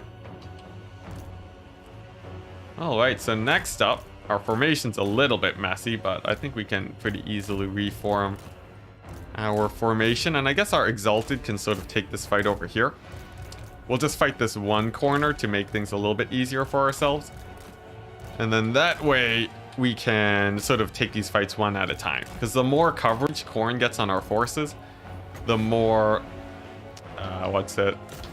the more damage we're going to be taking. And instead we want to get them routing off in sort of smaller pockets. Okay, Makaz equals McDonald's. I see. I thought it was just like some random drive-thru. Yeah, alright. Alright, my bad. My bad. I love, I don't know if this, you know, I'll just not say it. Anyways. I guess that sort of makes sense that Makaz is McDonald's, but I would have never pieced it together myself. You don't like to have the mini-map? I think it's just because we're on legendary difficulty. Unless I have it minimized, it might be minimized. But I think it's because it's legendary. Enticity, are you in Canada? Yes, I am. I am Canadian and living in Canada quite happily. Yeah. Pretty rare to see, well actually, yeah, you don't see too many Canadian YouTubers overall, but there are quite a few. I know Dominic, the guy that does animations and stuff, he's also Canadian. I've actually been, for anyone who's watched his YouTube videos, I've actually been to his board game cafe. It's quite nice. It's really weird though. I've also seen the school that he's gone to, which is really weird. That we're sort of so close in proximity. It's sort of strange, yeah. If you want a license, you can get it online. I think I have to do my driving test though. Like, yeah. I've done the ridden, but I don't think I can drive without doing the actual driving test. Which is a bit of that's sort of the main issue. But, you know, I'm in no rush. It's not like I'm driving around very often. Yeah, like Dominic, if you look up like Dominic on YouTube, he does like sort of animation clip talking stuff. I think it's just without the K, like Dominic. Let's see if, yeah, if you just type in, Domix, yeah, Domix. Yeah, he's like a big animation channel type guy. But yeah, it's really weird. It's really weird, the proximity. The McDonald's app is even called My Makaz. That is amazing. I love that. Man, I love like these sort of cool cultural lingo things are always really cool to hear about. Alright, here we go. Big ol' pendulum annihilates everything and then we can just snipe their lord. Nice. Should be pretty straightforward. And we'll just A-move our way in there. As long as the soul grinders don't die, I'm happy. What's it? ITT is also Canadian? I don't think I've seen their channel, but I trust your knowledge on the topic. But yeah, Domix. Like Dominic Comics, presumably. What's this? A really good bacon cheeseburger or something? Well, you're just talking to Felix. Man, we got chat popping off today. It's great. Okay, yeah. I'm sure there's a lot of Canadian channels that I just don't know about. Yeah. Okay, now here's the plan. Here's the plan, guys. For right now, I guess we're just sort of waiting for these portals to pop up. We're mostly going to get our Nakari army a little bit more juiced, and we're going to give them some pretty low tier cavalry. I don't think they really need to hardcore upgrade. So this rebellion army has just had the hardest time getting finished off because we couldn't auto-resolve them. But there we go, they're finally down. Looks like public order is still in the negatives over here. And we can sort of just heal up, no problem, but this is going to be our Doomstack army. So I would love to get me some... Excuse me, sorry. I'd love to get me some Soul Grinders. I'd love to get me some Fiends of Slaanesh too. So we can do that. And then we'll also get a bunch of Soul Grinders. But before we get those, we can go for... Yeah, we'll get a bunch of those ladies, and then the rest are Soul Grinders. So in 5 turns, that'll be done. And hopefully he'll be strong enough to auto-resolve. But honestly, I'm still a little bit doubtful of that. Which campaign do you think is the hardest? I'm not too sure. Yeah, I'm not too sure.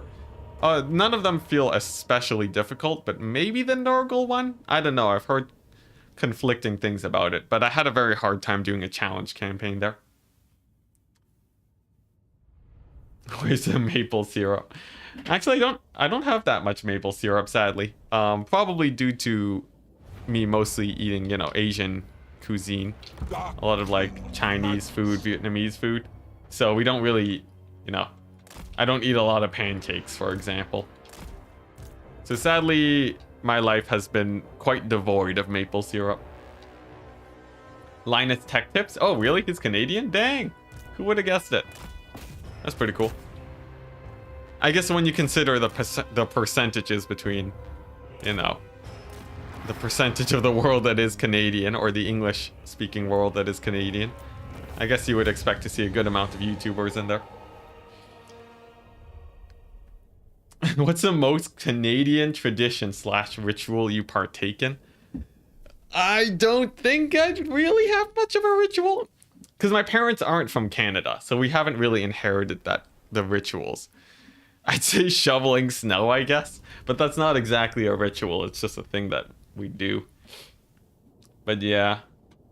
Yeah, so like my parents are from Vietnam. So we do a lot of, you know, red pamphlet type stuff. You know, praying to ancestors and whatnot. That type of deal.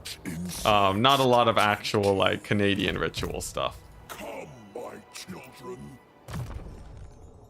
Oh yeah, bagged milk. Yeah, that's true. Yeah, yeah, my milk comes in bags, I guess. So that's a weird thing that I guess a lot of people are not used to. But yes, my milk comes in plastic bags, and then you get scissors and you cut the tip of it. And we have special milk bag holders to pour it out. I don't know why.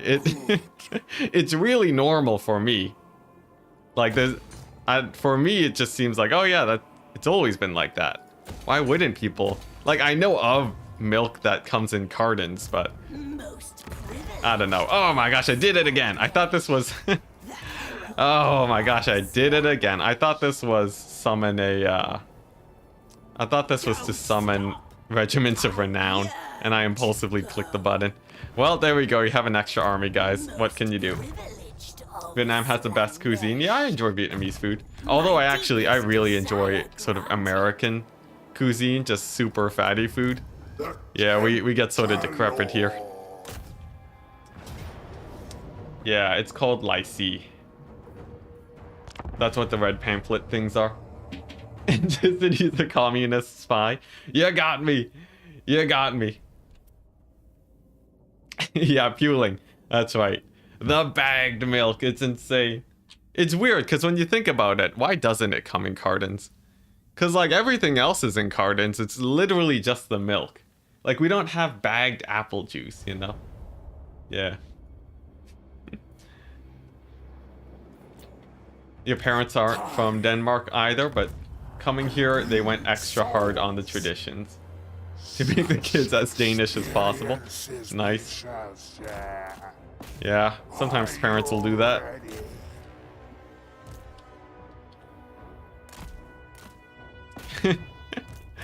Like I say pray to ancestors. That makes it sound a little bit too traditionalist.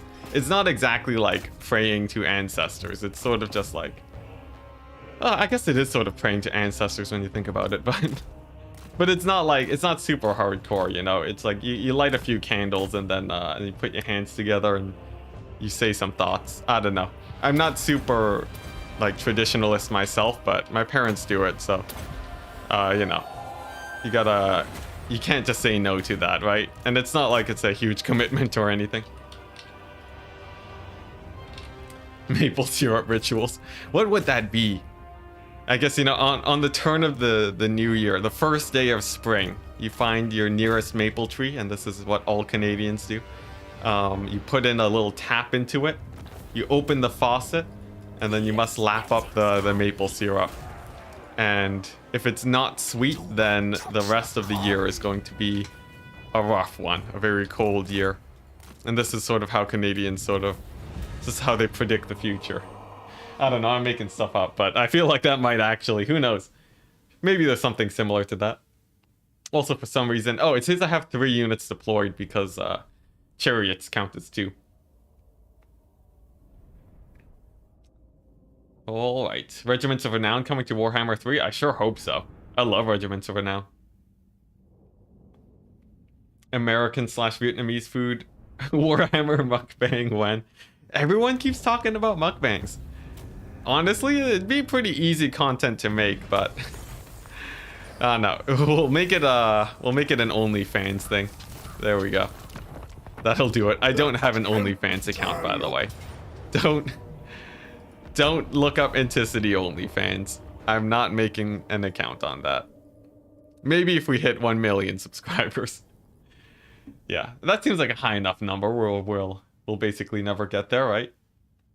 If it's not sweet seppuku, yes. Well, that's when you start mixing in the Vietnamese, Japanese type traditions. Yeah. Oh man, the Canada mythos. Canada mythos doesn't go that far back, unfortunately. Man, I wish we had like some castles and stuff here. That'd be sick. Yeah, I'm a huge fan of castles and like really ancient architecture.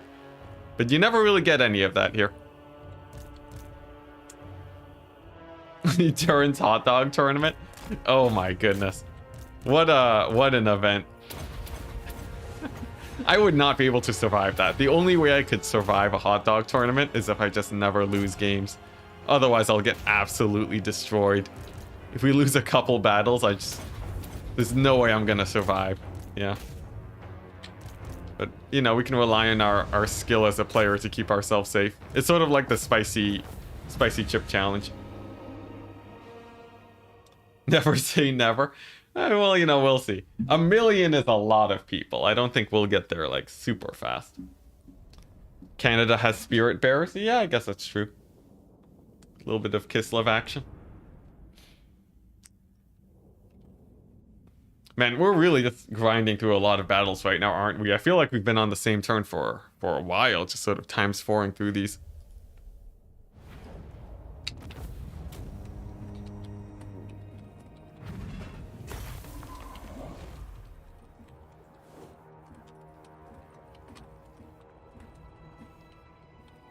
Sorry, just dealing with messages. Alright, where are we?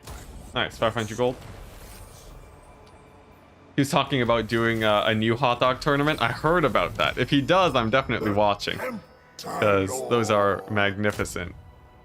But yeah, I definitely won't be partaking in that myself. Doesn't Canada have forts? Not that I really know of. Like, there might be like a few forts here and there. I think definitely in America, right? Statue of Liberty is built on a fort. But it's not the same grand scale as a castle, you know? Forts are it's basically just a wall in a circle. And some people will say castles are the same thing, but they're different, trust me. castles are like, you know, they're a lot more lived in, you know? They've existed for super long. Forts are still pretty cool though. I'd love to see a bit of that. Just tuned in. Why don't you have any units? Because they all died. Yeah, everyone died except for Nakari and my caster. So we're sort of using this as our doom stack right now. But eventually I'm going to add some cavalry to actually make this a stronger army. For now though, it's just gonna be the duo. Yeah, but man, are they a beastly duo. Now here's something fun we can try doing. So if we get these guys to shoot at me, right? And then we pull slightly away, I might be able to get them to blob up really hard. Let's see, how well can we do this? Because they're sort of forming rows right now. I want these guys over here in the back to move up a tiny bit forwards. There we go. Some good old AI manipulation. And then we're going to delete them off the face of the planet. Oh, but they shifted forwards. Dang it. Oh, why is the AI got to be so good at dodging? Well, I guess we'll settle for less. Fort George in Ontario is very much looking. I don't think I've ever been there. I should check that out then. Yeah, that'd be cool. Always excited to see, you know, fortifications and stuff. I guess it's to be expected given that, you know, I'm a Warhammer player. There's definitely going to be a lot of overlap there between someone who enjoys history and forts and stuff and a Warhammer player. But yeah, that sounds sick. I will most definitely check it out. All right, man. The Kislev Lords do actually. They seem quite tanky. I'm not sure what about it actually makes them so strong, but it seems like they actually stand against Nakari for quite a decent amount of time. But not long enough. Get wrecked, Kislev. Fort Justin Bieber. Oh man, I'm sure there are some people that hope that there is that type of fort. I don't have anything personally against Justin Bieber, but I do remember way back when Justin Bieber was just a huge thing. He's still making music, right? He's just chilling. Just making like rap music or whatever. I don't know. I'm not very cultured in the ways of Justin Bieber. Warhammer 3 looks sick. It is sick. It's great. You haven't been able to tune in since the Friends. This is Total War. Dang, it's been a while. It's awesome to see how much the channel has grown since then. It's crazy, man. Yeah.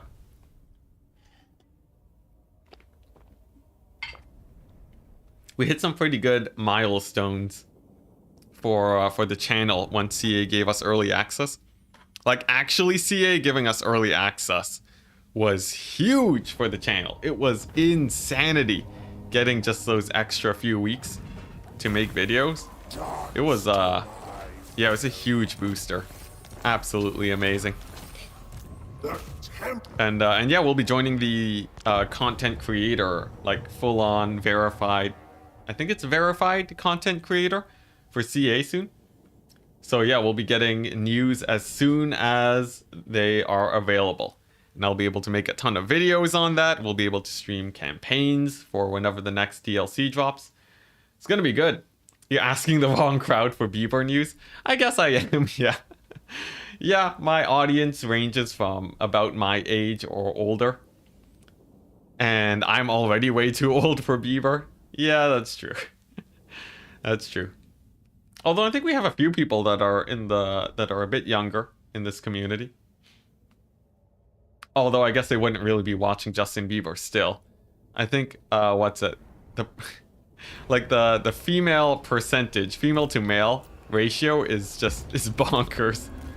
It's absolutely bonkers. It's sort of to be expected though when you have a gaming, when you do gaming stuff. Just because of sort of the culture around it. Not to say that girls can't play games, but like, you guys sort of know the drill. You guys sort of know the drill. It's not the friendliest, you know, hobby to get into for women, sadly. Which is terrible, but anyways, let's not dive too far into that topic since it's just sort of a sad situation overall. At Enticity, which faction did you win the tournament with? I won with Tzeentch and Ogre Kingdoms. So I was going super tryhard with it. And I feel like, yeah, Tzeentch and Ogre Kingdoms are by far, or maybe not by far, but are definitely the strongest factions out there. With, I would say, Kislev probably being the third best with the chariot action. But the chariots for Kislev do get countered pretty hard by the Ogre artillery. And overall, the chariots have a hard time versus artillery. Can Nakari not attack this wall? What's going on here? What's even going on? Come on, Nakari, you got this. There we go. Took a second to bust that down. Seemed like the AI was glitching a bit, but we got there. You don't watch Justin Bieber? Yeah, I know. It's a shocker for many people in chat. You're so glad to see it handled the pre-release in the West. Oh, yeah.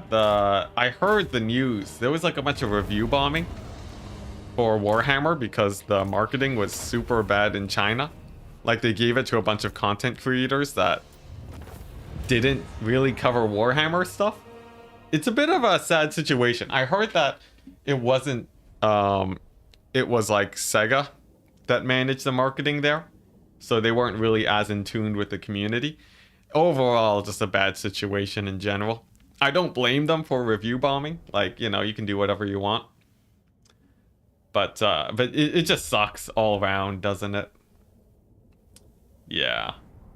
But it's like, I saw on Reddit, someone made a really good comparison. It's like if they gave Warhammer early access to people that played Fortnite over here, you know? Or people that just streamed random, like, content that was just completely unrelated to gaming. Like, I think they gave early access to someone that just mostly made pet videos or something. Or, like, streamed their pet on Twitch. I don't know, something like that. I might be slightly wrong with the information here, but I can see why people were upset. Especially because a lot of the smaller creators didn't get access, but yeah. It happens. It happens. Who do you think has the strongest campaign? Ooh, that one's an interesting one. The strongest campaign? It's who has the best? I guess probably Cathay? I haven't played much of them, but I think the Demon Prince is also in a really good situation. Sort of surrounded by allies, really good units overall. Really strong faction mechanics. I would say the Demon Prince faction is probably the strongest out of everyone. Just because he gets so many faction mechanics. But I don't know, like Tzeentch could be really good, Ogre Kingdoms could be really good. I haven't had as much time to test out everything just yet. Okay, I'd love to spawn an extra army, but I don't want to get... Well, you know, maybe we can. You know what, let's just do it. Let's just do it. Yeah, here we go, Conquest. 3 armies for days. And we have so many extra cultists. We should be able to maintain the upkeep fairly well. You don't want Ogre Kingdoms to be nerfed? You like them being busted. Are you talking about in multiplayer or what? Because eventually the community will, like, people will get tired of busted Ogre Kingdoms, and then it will sort of be bad for the community as a whole, but I think it's sort of, you know, if they're sort of busted for a little bit, it can't hurt that much, right? Alright, so this army's gonna go for the shifting monolith. We should be able to take that pretty easily.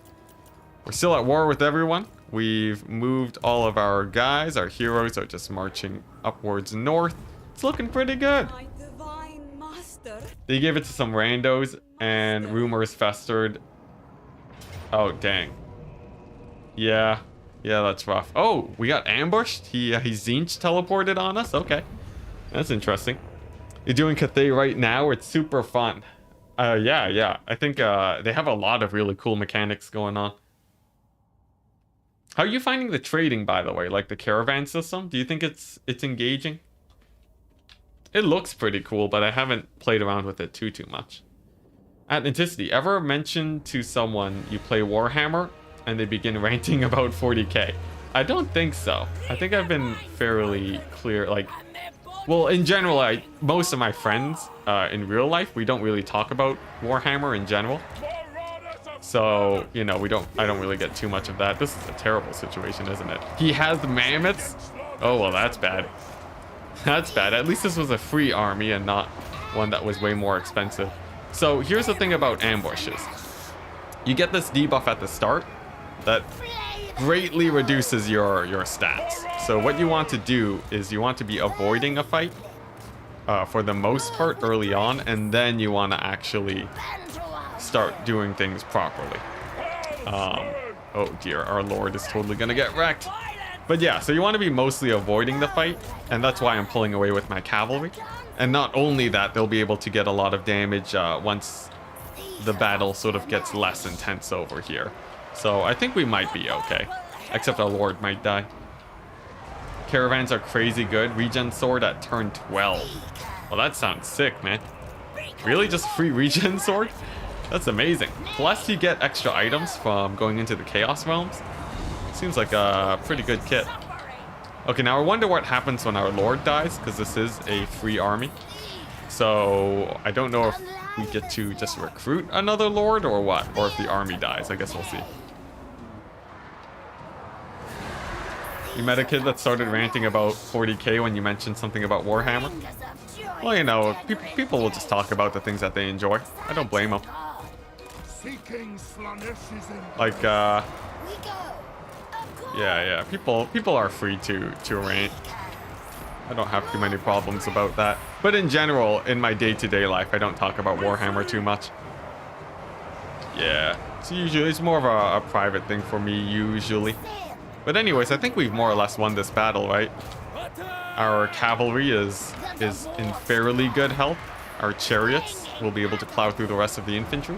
And it doesn't seem like the AI has too much cavalry left to really harry us. It's mostly just these mammoths and their lord that we have to worry about.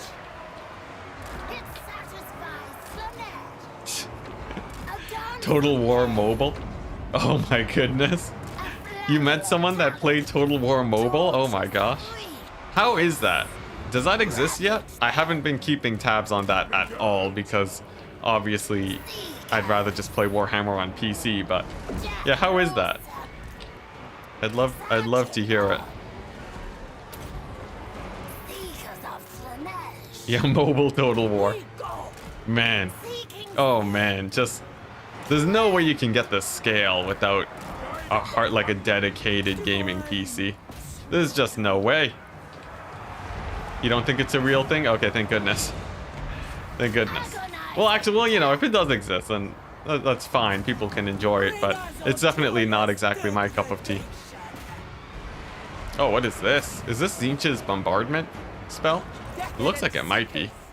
It is! Oh, wow, so the AI is just nuking themselves from orbit. Sweet. Don't you guys have phones? Oh, please. Oh, don't get me on the Blizzard. The Blizzard discussion.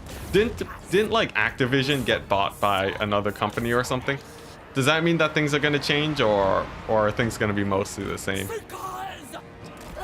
Man, Blizzard really fell from grace, didn't they, though? What a shame. But yeah, is Blizzard gonna get better, or is it gonna be the same? Because, like, I hope that it gets better. I'd love to see the old Blizzard come back, but I guess that's never really gonna happen ever again.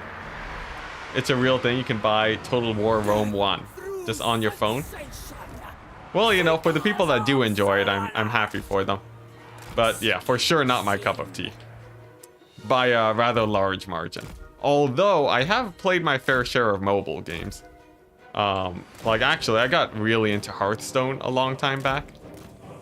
And what's it? There's another mobile game. No, I think it was just Hearthstone, yeah.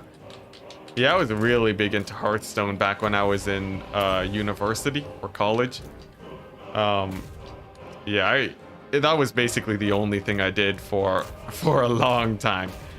But then after that, I discovered Warhammer Total War, and then that became my life. So that's how my gaming career sort of worked out. Angry Birds Total War. Yeah, just throw some tutorials in there. I'm sure they could probably make something work, right? There's a lot of bird creatures, you know. You got harpies, you got sartorial, you got, I don't know, maybe you can spice it up with dragons. Maybe that's pushing it too far, though. Also, I think we did lose this battle, but not without doing an insane amount of damage to this Demon Prince's army. So I think in the end, it's still a really good trade since our main army can now move in and then actually wipe them out. So I'm not too worried. Blizzard being bought by Microsoft can for sure not do anything but mess it up. All right, Microsoft tends to screw everything, really? Well, that's a shame. I don't think they can fall any further from grace, though. You know, I think if the company literally just got deleted off the face of the planet, it still wouldn't be that much of a fall. Although it would be sad to see, you know, StarCraft servers and stuff getting shut down. World of Warcraft 2, for some people, it'd be sad to see that go. Although I've heard as of late, World of Warcraft hasn't been doing too hot either. If you want to keep an eye out for the new... Yes, Frost Giant Studios. For anyone who's looking for those old school RTSs, Frost Giant Studios is the place to be looking at. As soon as they get their first game out, I'm definitely going to be playing it. I'm probably going to be making videos on it, just because of how hype it is. Anyone else have problems loading battles? I've never actually heard of anyone having that, but I wouldn't be too surprised. This is a new release after all. Enticity, notice your box select multiple units and attack command. Does clumping not matter? Clumping matters, but I'm just playing slightly inefficiently. Yeah, so if we were really, like, if the battle mattered a ton, I would not be clumping my units as much. Yeah. But in this case, that was just a free army, essentially, so I wasn't worried about losing it. Okay, so these guys are gonna head straight down south. They're not gonna get any attrition, which is great for me. And then these guys are gonna settle these ruins, because it looks like our public order is doing fine enough over there. In the meantime, we got Nakari all the way down here, and he can... let's see, what do we want to do? Looks like no one else is really in the realms of chaos right now. I wanted to hang around this area to build up my cavalry. So we could sort of just take this province with Nakari. I guess that sort of works out, right? Yeah, let's just do that. Oh yeah, we still have our debuffs too. We should probably get rid of those, shouldn't we? I guess we'll put that on the chopping block on the to-do list. Ooh, what I'd really like to do. Instead of conquering this province, I have 7 turns to get to a portal. And then I can teleport to Cathay and give them a run for their money. I think that's actually a lot more fun. Let's do that. Yeah, let's blitz it to this portal. So what I could do, I can march stance just straight down. We're gonna hit this wharf, sail across the sea, and jump in, I think. I think that's the fastest way for me. Yeah. Oh, we can just jump into the sea right away? Nice, nice, okay. And then we'll pop onto the coast and get in there. That seems like a good plan. Oh boy. Is the tourney from yesterday posted anywhere? It got cancelled because CA's lobbies, like the multiplayer lobbies, weren't working. So Turin just wasn't able to cast it. And then his website also ran into problems from what I heard. So it was super rough for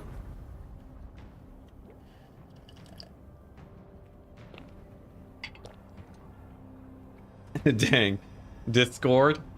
They didn't get bought out for like 13 billion or something? Really? 13 billion? 13 billion is a lot. That is a lot of money. But I guess if you own Discord, maybe if you're already making enough, you might not want the money, or maybe, you know, maybe you just value Discord at a higher price. I don't know. Look at that boat. Nakari has a pretty sick ship. Look at that Slaanesh ship. That's pretty cool. See, the thing is, like, if Microsoft wanted to buy this YouTube channel for 13 billion, honestly, guys, I'm not gonna lie, I would 100% take that. Because if you think about it, right? If people are worried about the channel, like, let's say they bought the channel and they said, you can't make YouTube content anymore. Oh my gosh, really, an ambush? If they said I couldn't make YouTube content anymore, You know, if people really felt bad about it, I could just give $1 million to all of my viewers. That would be pretty crazy. Think about it, guys. If would you take $1 million to never watch my content again? Think about it, guys. This could be good for all of us. 13 billion is temporary. It's not temporary. That is a lifetime's amount of money and then some. We could all retire. It would be sick. Yeah, and I could just make a Twitch channel. It's very true. But assuming I would just never make content again, like, come on, that's... You're set for life. For me, though, what I really want, like what I really care about in general, I just want to have enough money where I can do whatever I want for the rest of my life. So like, you know, and if that means I have to accept some weird deals, I'll probably end up doing it. As much as that will be very sell-outy. You know, it's just too good to pass up. But if I didn't have to worry about eating and food, then I guess that'd be a different issue. You'll take $100 to never watch again? Wow, okay. Now I just know that the chat would, chat does not value my content that much, I guess. Only 100? Are you kidding me? How dare you? How dare you? Anyways, jokes aside. Yeah. Sponsorships are a weird thing, but actually, my community overall has been pretty great about me taking sponsorships and stuff. Like, almost unanimously, I just hear people that are happy that the channel is growing whenever I get a sponsorship deal. Which is like super nice to hear from everyone. That they're just happy that I'm able to make this into a job instead of a lot of other communities that would be a lot more salty about things. Or sort of not understanding about the situation of income and so on. So it's really nice. It's really nice to have a community that's actually pretty happy about me being able to make money. Because then otherwise you run into weird problems where you gotta choose between the happiness of your viewers and, you know, being able to eat. Which is, well, okay, maybe not being able to eat. It's not that extreme, but like, you know, being able to live with a decent amount of income. $100 can get you Warhammer 3 for yourself and a friend. Yeah, that's true. Although that's 100 American. If you're talking 100 Canadian, you can't get that much with just 100, sadly. Our money is slightly less valuable than American dollars. Yeah, what are these things you call bills? I wonder if it's because I just have an older audience. Or maybe like the culture around it has changed recently, where the internet as a whole is more accepting. But I feel like, you know, anyone who's had to pay bills would understand, I think, that content creators have to do promotional stuff. Isn't being able to eat what makes your watchers happy? That's true, yeah. We'll take all of the money that I get from sponsorships will go into mukbang streams. Now that would make people excited. Or, you know, at least a very small subset of people. Are there a lot of skinny guy mukbang type content? Strangely enough, I haven't explored the wide and wonderful content of mukbang streams. But I feel like there probably are a lot of streams where skinny guys eat food. I'd be surprised if there weren't. Let's see. Can this defend? Yeah, it should be able to, I think. Gas prices in Denmark are insane lately. 50 to 65 per tank. Oh my goodness. Dang, that's a lot. Oh my goodness. All right. Well, that's terrifying. Hopefully that gets a bit better. Yeah, gas prices have been sort of pretty crazy for a while, right? Like I said, I don't have my license yet, but I do I know people that drive around a lot, and gas prices are usually, that's like the thing that's the thing we talk about mostly, just how expensive it is. Yeah, I wonder if it's just gonna be a constant upward trend. Who knows, it might be. I don't know economics. That's not what I studied in school, so I guess I don't have much to comment on that overall. Let's see, what's this army doing? Is he, yeah, he's gonna hit this place. Nice. Close defeat? I don't think so. 90 euros? 90 euros for a full tank in Germany? Oh my goodness. Buying electric, that's true, but buying electric is like, that's only one tier above people that say just win when I lose battles. Yeah, electric cars are pretty expensive, right? And a lot of people still have a lot of cars that run on gas. But I think for me, I'd probably go electric. I haven't actually looked into the logistics of what it's like using an electric car. And yeah, you still have to pay for electricity and stuff too. So, it might not be cheaper. I don't know. Just stop being poor. I think, Luberden, you figured it out. You figured out the solution. Oh man. Yeah, life is complicated, and oftentimes it does not offer easy solutions, does it? I'm gonna cheese the siege battle, by the way, just to get it out of the way. Take a loan. Yes. Yeah, just take a loan, guys. Just become billionaires. Just get a sponsorship. Oh man, life is brutal, guys. Yeah. Well, you know, maybe one day everything will be automated. I think the true utopia is like, what's it? We're not going to talk about universal basic income here, because I know that's a hot topic. But I can talk about the idealized version without people getting too much, too worried about it, right? I think in an ideal world, if people didn't have to worry about working all the time, that'd be pretty sick. Yeah, not sponsored, by the way. Yeah, can I get sponsored by Tesla?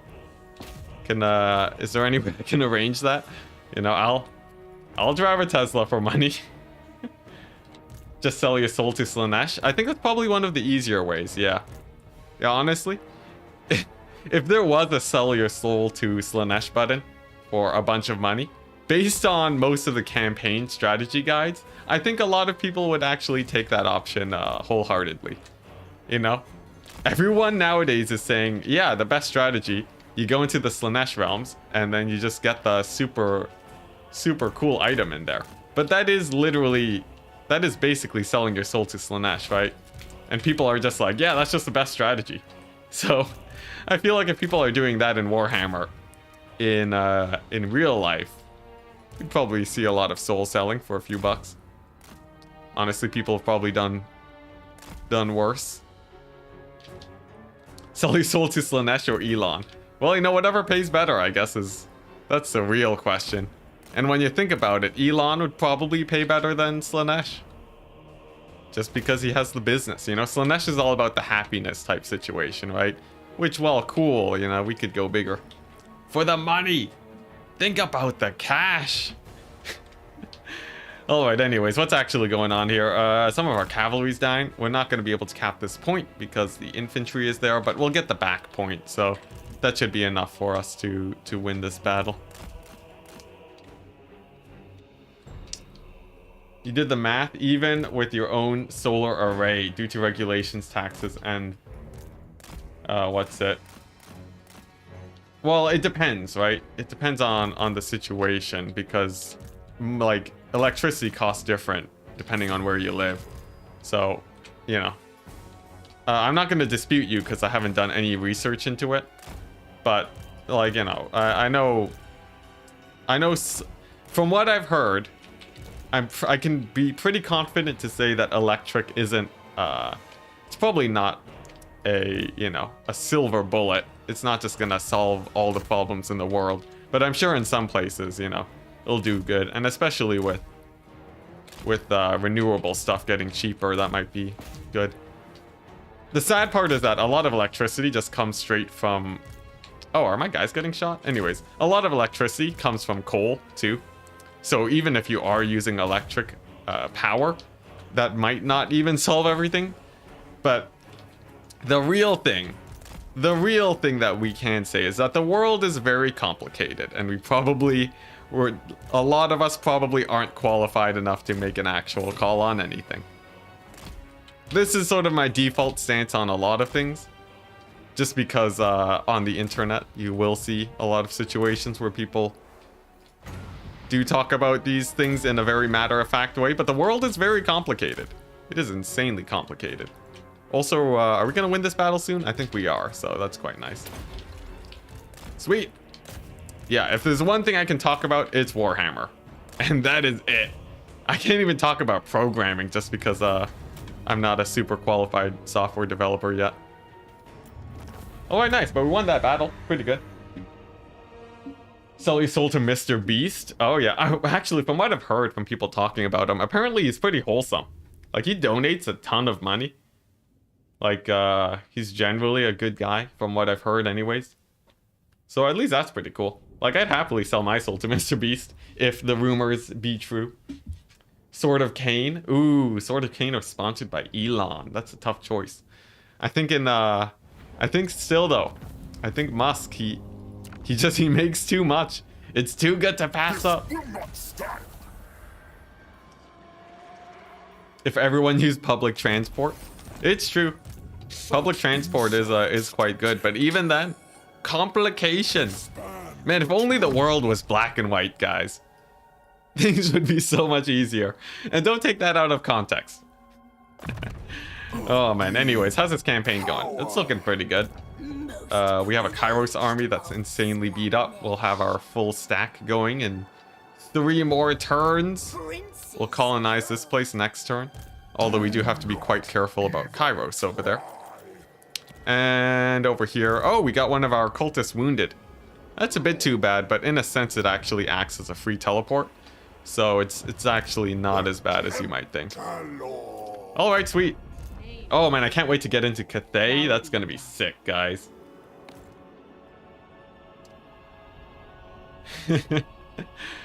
Yep. You're either best paying jobs are successful athlete, and the number 2 place is Mr. Beast's friend. Yeah. Man, it's crazy, man. It is crazy, but it's good to see his channel's doing well. I saw his Squid Game video. Absolutely insane. And it's actually, if you do want to start YouTube, sort of mimicking, like taking a lot of notes from how he runs YouTube, will really help you on making your channel. Like, a lot of the videos that I make are edited, like a ton, and sort of they try to, oh, you can march your way into these things now. That's pretty cool. Yeah, you couldn't march and pick these things up before, so that's actually quite nice. But anyways, yeah, sort of like a lot of the quick intros that I do are very much inspired by Mr. Beast and how he does his content. So yeah, definitely a nice thing to try and research. Alright, so if we occupy this, our army's gonna be a bit beat up, but I think we'll be able to hold if Kairos decides to attack us. Alright, and in the meantime we can just upgrade this. Is truly an OG. Yeah, I know, he started with Minecraft videos. Bonkers. Absolutely bonkers. Okay, nice. This is looking pretty good. Chasm of Torment's gonna get attacked, but we have our supporting army, and then we can double down and hit up Khorne's armies. I keep saying Khorne, but it's Skarbrand. There we go. Skarbrand that we want to hit up. Let's go ahead and keep upgrading our replenishment rate. And we even have our commandment back. Very nice. What do I want here? You know, I do feel like it's about time we start leveling up our public order here. As fun as it is to farm rebellions, I would like to eventually move out. So let's actually do that. I'll get rid of these buildings, since they're actually reducing our public order right now. And then we'll rebuild them once things have stabilized a bit. There we go. Nice. And on to the next turn. Ah, we got a bot. We got a bot. Let's see, how do I ban it? Oh, we have Bubba in here. All right, you can handle it. Thank you, Bubba. Thank you to our wonderful mods, by the way. In general, you guys are absolutely awesome. What is this? Interesting fight. Sure, I'll take it. Oh yeah, Mr. Beast opening up restaurants. I saw a video on that. It's like it's all online restaurants, which makes things a lot easier for him. But it's pretty cool, yeah. Honestly, I'm sort of tempted to order from his food chain just to see what it is. I'm not like, I haven't watched a lot of his videos as of late, but just sort of as a case study for someone that's doing YouTube very successfully. Obviously, that's something I want to keep in check. Thank you, Bubba. You're the best. PewDiePie also started with Minecraft. Oh, yeah. Yo, Minecraft is still running strong. That's the crazy part. Honest, like, when I think about it, I could probably do decently on Minecraft, right? You know, just make some short videos, do some cool builds. Because that's sort of like, back when I was a young lad, I really enjoyed working with Redstone, which is basically software development in Minecraft. So I feel like I could probably do some pretty cool things over there. But obviously we're a Warhammer dedicated stream. But like, yeah, Minecraft is sort of it had a second explosion or something, right? It's pretty cool. Minecraft Warhammer mod, that'd be something. All right, let's see. How do we actually win this? I guess these chaos spawns shouldn't be too much of a problem, but over here, I don't want to get killed by this demon. So we're just gonna evacuate this location and fall back to the middle point while they distract themselves over here. No need to take this fight. We're just gonna be playing a bit of avoidance. And over here, the tower should be able to clear these guys out quite well. All right. Let's see, some of our spears did get caught up, unfortunately, but I'm not too worried about that. I think they can mostly... I think those spears should just hold for a decent amount of time. We're going to sacrifice them so the rest of these guys can get out of here. How's this going? Looks like it's going fine. We're going to retarget onto these chaos spawn. And what we really want to do, we want to start building up some very powerful towers in the further back areas. Those should be able to deal with this bloodthirster, and we'll have enough time before the AI gets there to build some of the strongest tools. Minecraft will never die. Honestly, just like as a basic premise, Minecraft is one of the best sandboxes in existence right now. So I could see it lasting a very long time, even though I personally am not playing much of it right now. Oh, by the way, one fun thing. The graphics card in the PC that I won has RTX. Or I think RTX is the right... No, yeah, it has ray tracing, right? So I probably will boot up Minecraft once the PC comes in, just so I can see what it looks like with ray tracing. Totally unnecessary. Won't be continuing to play Minecraft afterwards, but just to play around with ray tracing, that's gotta be pretty fun, right? There will never be anything like Minecraft ever again. Maybe not? I don't know. That's a pretty big statement, right? In terms of like insane, like, I don't know how to describe it, but like sort of epiphanies from people to make just absolutely awesome things. I feel like we'll still get those within our lifetime, you know? I'm sure we'll see something super crazy and awesome like Minecraft. I'm a bit optimistic about that. It's like, you know, technology is exploding, you know? We'll keep seeing innovation for quite some time. What's your current PC specs? I have a 1080 Ti, and that lets me run on medium graphics. It's generally everything you would want in a PC at a decent price. But it is a little bit, it was getting a bit old. But yeah, once I get the new PC, it's gonna have a 3080 Ti, which is insane. We're bumping our graphics card by 2 generations with this upgrade. So that's gonna be enough to run Warhammer really well. And Minecraft with RTX, it's gonna be sick. The ray tracing. Star Citizen, never forget. Oh yeah, there's like a lot of other games too that, you know, people just don't talk a lot about nowadays also that were great. it's a little hard seeing the difference in using RTX or not. It needs to get better. Yeah, overall, it is sort of just like it's sort of just a fad right now. People, like, it's just an extra thing. RTX doesn't really, it's not gonna make or break whether or not you buy a game. That is definitely very true.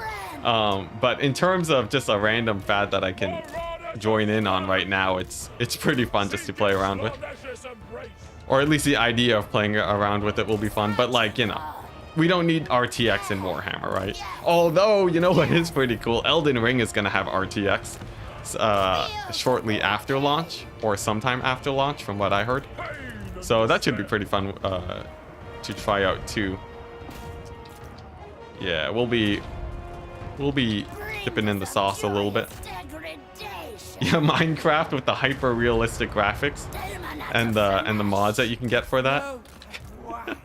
It's, what an idea. Just one of the lowest graphics games getting like ultra high fidelity, but it looks really, really good. Like, it looks really, really good. A lot better than you would expect. Alright, now how's this battle actually going? We've just been talking about Minecraft and RTX for the last, like, hour. But yeah, this battle looks like it's going fine. Elden Ring? Oh, yeah, Elden Ring's gonna be sick. I don't think I'll actually play it on stream. Probably just play it, you know, do it a bit more casually. But maybe at some point. Like, right now, the channel, the way you do YouTube, you really have to focus on one thing. And my thing right now is just Warhammer. But at some point, I'd love to get the channel big enough where I can sort of play more than just one game. That way we can sort of stick around for a much longer time. But that's like a lot of... I don't know how to strategize around that just yet. It's a bit of a task. Alright, now where are we actually gonna make our buildings here? There aren't too many build points really accessible to us. That's the sketchy part. I could upgrade this tower and make it way stronger. But instead, I think I'm going to upgrade this middle point tower, since there's not a lot of units here to actually cap it yet. Now you know my weakness, throwing a Minecraft reference, and then it's like mentioning food or old bonds around Turin. Yeah. You know, chat has a big impact on what I talk about in general. You know, if you can just mention something that'll get me spiraling into some random topic pretty easily. Yeah. You'd happily watch me play Elden Ring? See, okay. It's really weird, because I would love to stream Elden Ring, but I don't... Like, right now, you know, we're at like 85 viewers, right? And I don't think I can build... I don't think I have much to offer in terms of an Elden Ring playthrough. So I don't think we're really going to be popping off with it. And then there's the other thing where I really want to have my own, you know, just a personal playthrough, where I can just sit back, relax, and enjoy the game without having to commentate too much. But on the other hand, it'd be pretty sick to stream Elden Ring. I don't know. We'll probably wait a little bit longer, though. I think we can afford to grow the channel a little bit more before we actually spend a lot of time committing to other projects and such. But maybe one day, you know? Maybe like way further down the line I can do some sort of Elden Ring run. I wouldn't be averse to that. Elden Ring is a game. It is, if you've heard of Dark Souls, which most likely you have. Yeah, Elden Ring it's made by the same company, and the mechanics are very similar, except it's open world, which is insane. So imagine if Breath of the Wild met Dark Souls, and it was also made by the developers of Dark Souls. So it's not just one of those crappy comparisons that people always make to the Souls series. And yeah, that's basically it. It's one of the most anticipated games, and you can buy it using the link below, because I have a deal with Fanatical. So if you are thinking of buying the game, yeah, you guys can check that out. And it also supports the channel a little bit. So yeah, if you feel like buying it, that is, you can do that. But if you don't feel like buying it, don't buy it for my sake. Yeah. Anyways, there you go. And just you got to try hard from the start. It's very tempting. It is very tempting. It's a nice, pretty good thing. Yeah, shameless plug. Absolutely shameless. Yeah, segue to sponsorships. Fanatical. Oh, that's the wrong box. I thought I had that locked. There we go. Oh, Fanatical is locked for whatever reason. Anyways, yeah. Yeah, transitions. That's the only reason why I talk about Elden Ring, guys. Yeah, I think it's still on sale. Does it still have a decent % off right now? I should check. Also, by the way, it's region locked, so make sure you can actually, make sure the key actually works for your region. Otherwise, you won't be able to activate it. But for most places, you should be able to. Yeah, let's see. Let's double check real quick. We live to sin again. Let's see. Yeah, 16% off. Amazing. Hashtag sponsored. We're not actually sponsored. It's just a partnership thing. So they don't pay me to say anything about their products, Fanatical, but they do give me a percentage of the cut for any sale that they make when you follow the link. So yeah, that's how it works. Oh man. Which race is easier for starters? Ogre seems like much fun, but since I'm new to the game, I cannot manage too many units at once. So let's see. I think the faction that would work best for you, probably Kislev. I think Kislev would probably be your best bet overall. Their infantry have a passive, or all of their units have a passive that makes them unbreakable for 30 seconds when they're about to rout. And that's just, it's just really good. So, yeah, I would recommend going for the sweet Kislev action. Either that or, I don't know, Ogre Kingdoms is alright, but probably Cathay is your next best bet. I would say, if you're feeling overwhelmed by managing a lot of units. I would say probably those are your best options out there. Yeah, Cathay maybe. Miao Ying is pretty good. Okay, here we go. We're moving in, and we're gonna teleport. So you can't double dip into the realms, but we can traverse the rifts and just pop Nakari over to our next enemy, our biggest competitor, which is Cathay. So let's just appear directly beside them. Hello, Cathay. We've arrived. Now, here's the thing. They do have a few annoying units, like these flying sky junks and the balloons. They're probably going to pool in on top of our two-man army here. And they're going to meet their maker.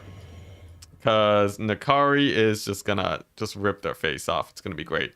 Now, someone said this tech tree is really bad because it's bugged right now. But we have to upgrade it to get casualty replenishment rate.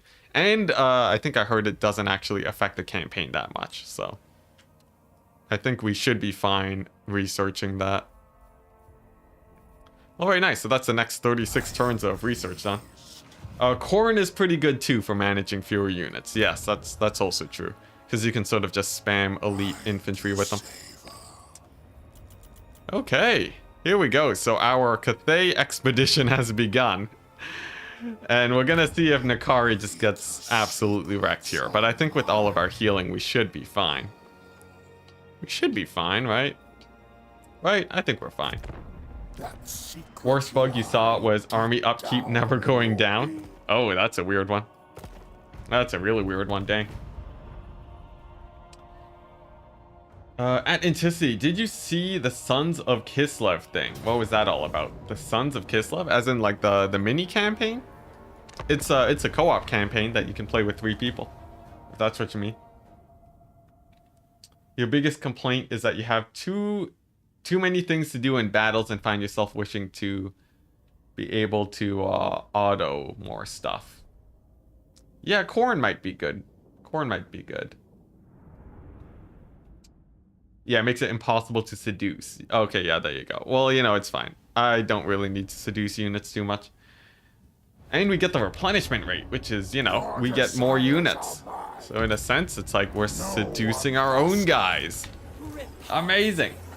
Yeah, we won't be vassalizing anyways, so we're not too worried. Ooh, this Cathay map has a little bit more lag than the other maps, but we're still doing all right. Every general was a permanent 1% increase. Oh, okay. So you have to be a bit careful about spamming generals then. All right, we can do that. All right, so Nakari's just gonna blitz in here with his 1,000,000 speed, and then we can start hitting these guys with some pendulums. There we go. I'll hit up that war compass since it's a pretty easy target for us. And now it begins. And look at Nakari just blitzing around the battlefield. I do have to be careful about these cannons though. They will wreck my my cultists if I'm not careful here. And Nakari is going to have to sort of bounce around as much as possible. He has 138 speed though, so I don't think he's going to be getting caught anytime soon. This isn't a mod, so if you type an ! how zoom, then Nightbot will give you a link to how to enable debug camera, which will let you zoom out more. Yes, all the work I spent into setting up the bot will pay off. Yeah, just type in how zoom, or someone in chat can type it in for you. Boom, Lupardin, thank you so much. Amazing. This stream is upgrading by the second, guys. What high production value. This is amazing.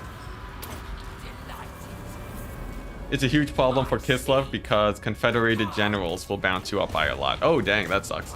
The thing is, though, they really made the mechanic a lot less scary.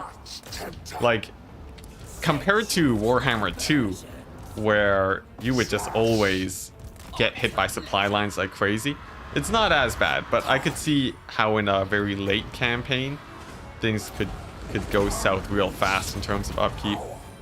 So you do have to be careful about that. ! Ban the bot. How dare you?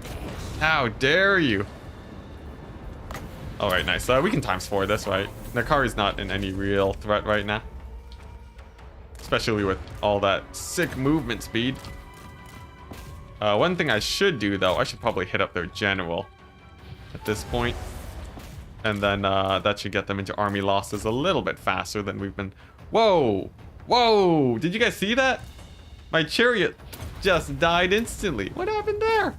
Wait a second.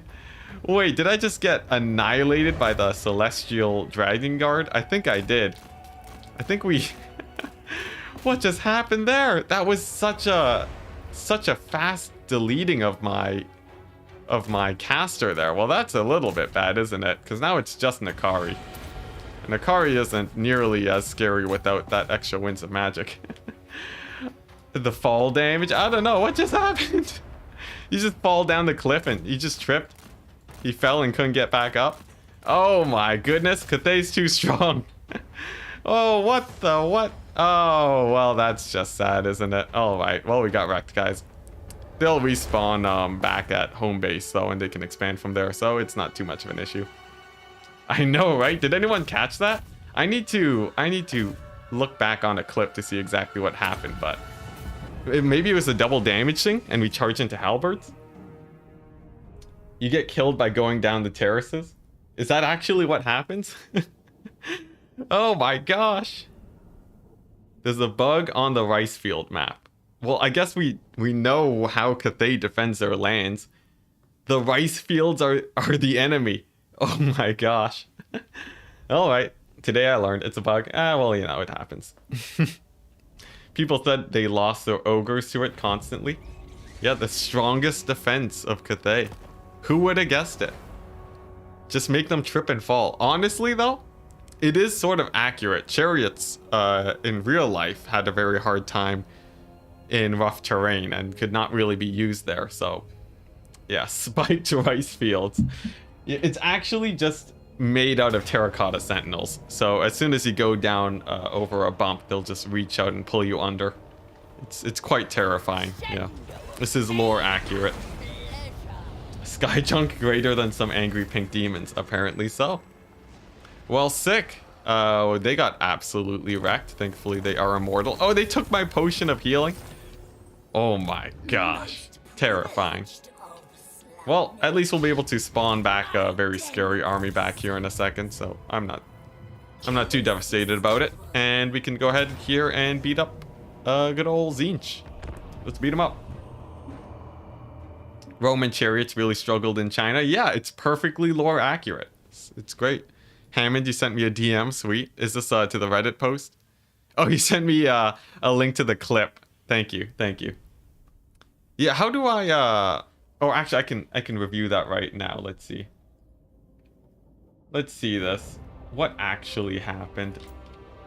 So I don't have an easy way to show the clip right now, but oh, yes. Okay. It wasn't. It was literally just an instant death. Yeah. Okay. All right. Well, good to know. Good to know. Rice terraces. Do not go up and down them. They will annihilate your units. Well, you know, you live and learn. Okay, so now what do we actually, what are we doing over here? We got a Tzeentchian army over here. They are a little bit scary, but with the soul grinders, I don't think we'll run into too many issues. And then our cavalry can dive in onto their range units pretty well, so it's just a melee fest, which is our specialty. And those soul grinders are great for killing those big birds. Otherwise, they'd be pretty scary single entities to kill. All right. And yes, I am throwing my pendulums onto cavalry. The reason we do that is because it does actually do decent damage against them. Also, are we losing this fight? I think we're losing this fight. Perhaps I was too overconfident. I guess if their lord dies, the soul grinder should still be able to do fine. It's mostly just my infantry that routed off, so yeah, we just have to snipe out their lord. Come on, go get him. There we go. Very nice. Okay. And then next up, we just want to hunt down the rest of this cavalry, and I think we're good to go. I don't know. Balance of Power is actually pretty good at judging situations by melee damage. So unless the soul grinders really carry here, I think we do lose this. Nevertheless, we can retreat and send in our other army to deal with it. Yeah, okay. We're going to concede defeat here. This will keep our other guys alive. And then we can rush on in and clean up with another army. Should be fine. Oof. Man, it's too bad that we can't just parade in Cathay now. I was really excited to wreck face there, but I guess it would have taken a while to play those battles. So Tech was saying yesterday that there's a new watch out cliff feature in Total War. Yeah. It happened before in Warhammer 2 with heroes on ladders. Sometimes when they finished climbing a ladder, they would just trip, fall, and die. And I feel like this feels like sort of a similar situation going on. Really? Valiant defeat? Are you kidding me? What is this auto-resolve? Alright, we'll fight it. Oh, C-A-Y. I wonder when the first patch is gonna come out, because I would assume they'll get some sort of, like, you know, shortly after release patch going sometime soon. They're definitely working on something. But yeah, it'd be pretty... I wonder... Like, we should be seeing a lot of fixes once that shows up. First patch probably on Tuesday. That would, that'd be pretty sick, yeah. That'd be a really fast turnaround time, though. I don't know if they could, if they can actually get something like that out so quickly, you know? Slaanesh is so weak, just like Nurgle. It might be an armor thing. I heard people say there's something to do with armor that can make balance of power sort of suck. That could be the case. Oh yes, yeah, there's a few major things they have to fix first, right? Like the crashes and so on. I think that's probably the highest priority, and then the game's going to be in a pretty runnable state. And then after that, they can do the quality of life changes, like balance of power and so on. Yeah. Should be quite exciting though. All right, now here we go. We're gonna start workshopping some titles for that instant chariot death, right? What? How do we clickbait people, guys? It can't be something simple like don't roll down cliffs, right? I don't know. I'm sure I'll figure out something. It's a fine line on how you actually make a good title. Because if you go for like the cheesy type clickbaity titles, it just sort of comes across as cheesy. So you don't really want to overly dive into that, you know? You need like a little bit of finesse, the true intrigue. But I don't know. I'll figure out something. Should be fun. He walked down a cliff. I don't know. Put a thumbnail of Super Smash Brothers. Yeah, we could really ham it up that way. Oh man, there's a ton of ways you can go about it. Can we get a surprised face from me? Just oh man. Yeah, and then just like the exploding chariot on the side, you know? Maybe maybe some all caps action? Who knows? Yeah. Can someone take a screenshot of my face and just cut it out? Maybe I'll do that myself. Maybe that's the way. Alright, what are we getting here? Pit of Shades, pretty good. Oh man. The meme faces. Thankfully it seems like that has sort of become a bit hammy. So just going for some crazy hammed up face doesn't really draw in the clicks like it used to. So I don't have to rely on that as much anymore, thankfully. Yeah, we don't have to do the pog faces, guys. We're good. We're safe from that. Okay, next turn. At Enticity, do you think the balance of power bias towards ogres, because when you play them, it favors them a lot. Are you playing on the hardest difficulty? Because I know difficulty settings change auto-resolve dramatically. Dramatically. Welcome to the rice fields. Ooh, that's like puling. That's very close, actually. That's very close to something I want to aim for. Oh man, it's like something about rice fields, you know? Oh, that's really good. Puling. Thank you so much. See, something about rice fields. I have so many notepad notes just because I get like shower thoughts and so on about videos just all the time. Oh, Cathay entered the Plague Lord lands? Okay, it seems like they're not gonna actually get that soon enough though. But yeah, I have so many notes lying around. I have to constantly just review them and edit them. Otherwise, it just becomes impossible to read. Where the pog's at? Yeah, I should I should make a pog emote for what's it? For my YouTube channel. Thank you, Hammond. I got the image. Amazing. Yeah, I should get a pog emote for my YouTube. Like that'd be pretty fun. Rice field, no parking. That's pretty good. I like the no parking. We can sort of work with that. You guys will see how I implement all of your suggestions when the video actually comes out. I'd like to actually get a tutorial video though first, since as good as it is to farm clips, this is primarily a channel for tutorials and whatnot. Welcome to the danger zone, but rice fields. That one's pretty good. Alright, now, how's this battle actually gonna go? We've had a few losses. It's literally only Chaos Warriors. Alright, well, Scarbrand, he knows what he likes. And it is Chaos Warriors only.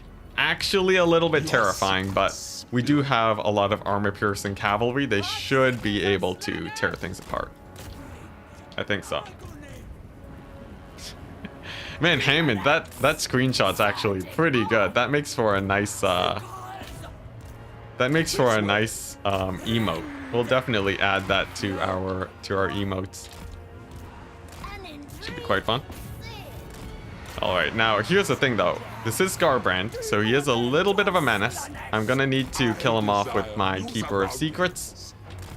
And hopefully we can aggro him a bit further away from his infantry. There we go. He's moving. And I think we're gonna hit him with a melee defense debuff. And then there we go. Then we can dive into the fight. Pretty clean engagement on him, and this should ensure that he doesn't kill us. Looks like that Herald had a pretty rough time too. Very nice. And Keeper of Secrets is actually dominating. I guess it's that weapon that we have. That, I think this guy has a chainsaw weapon.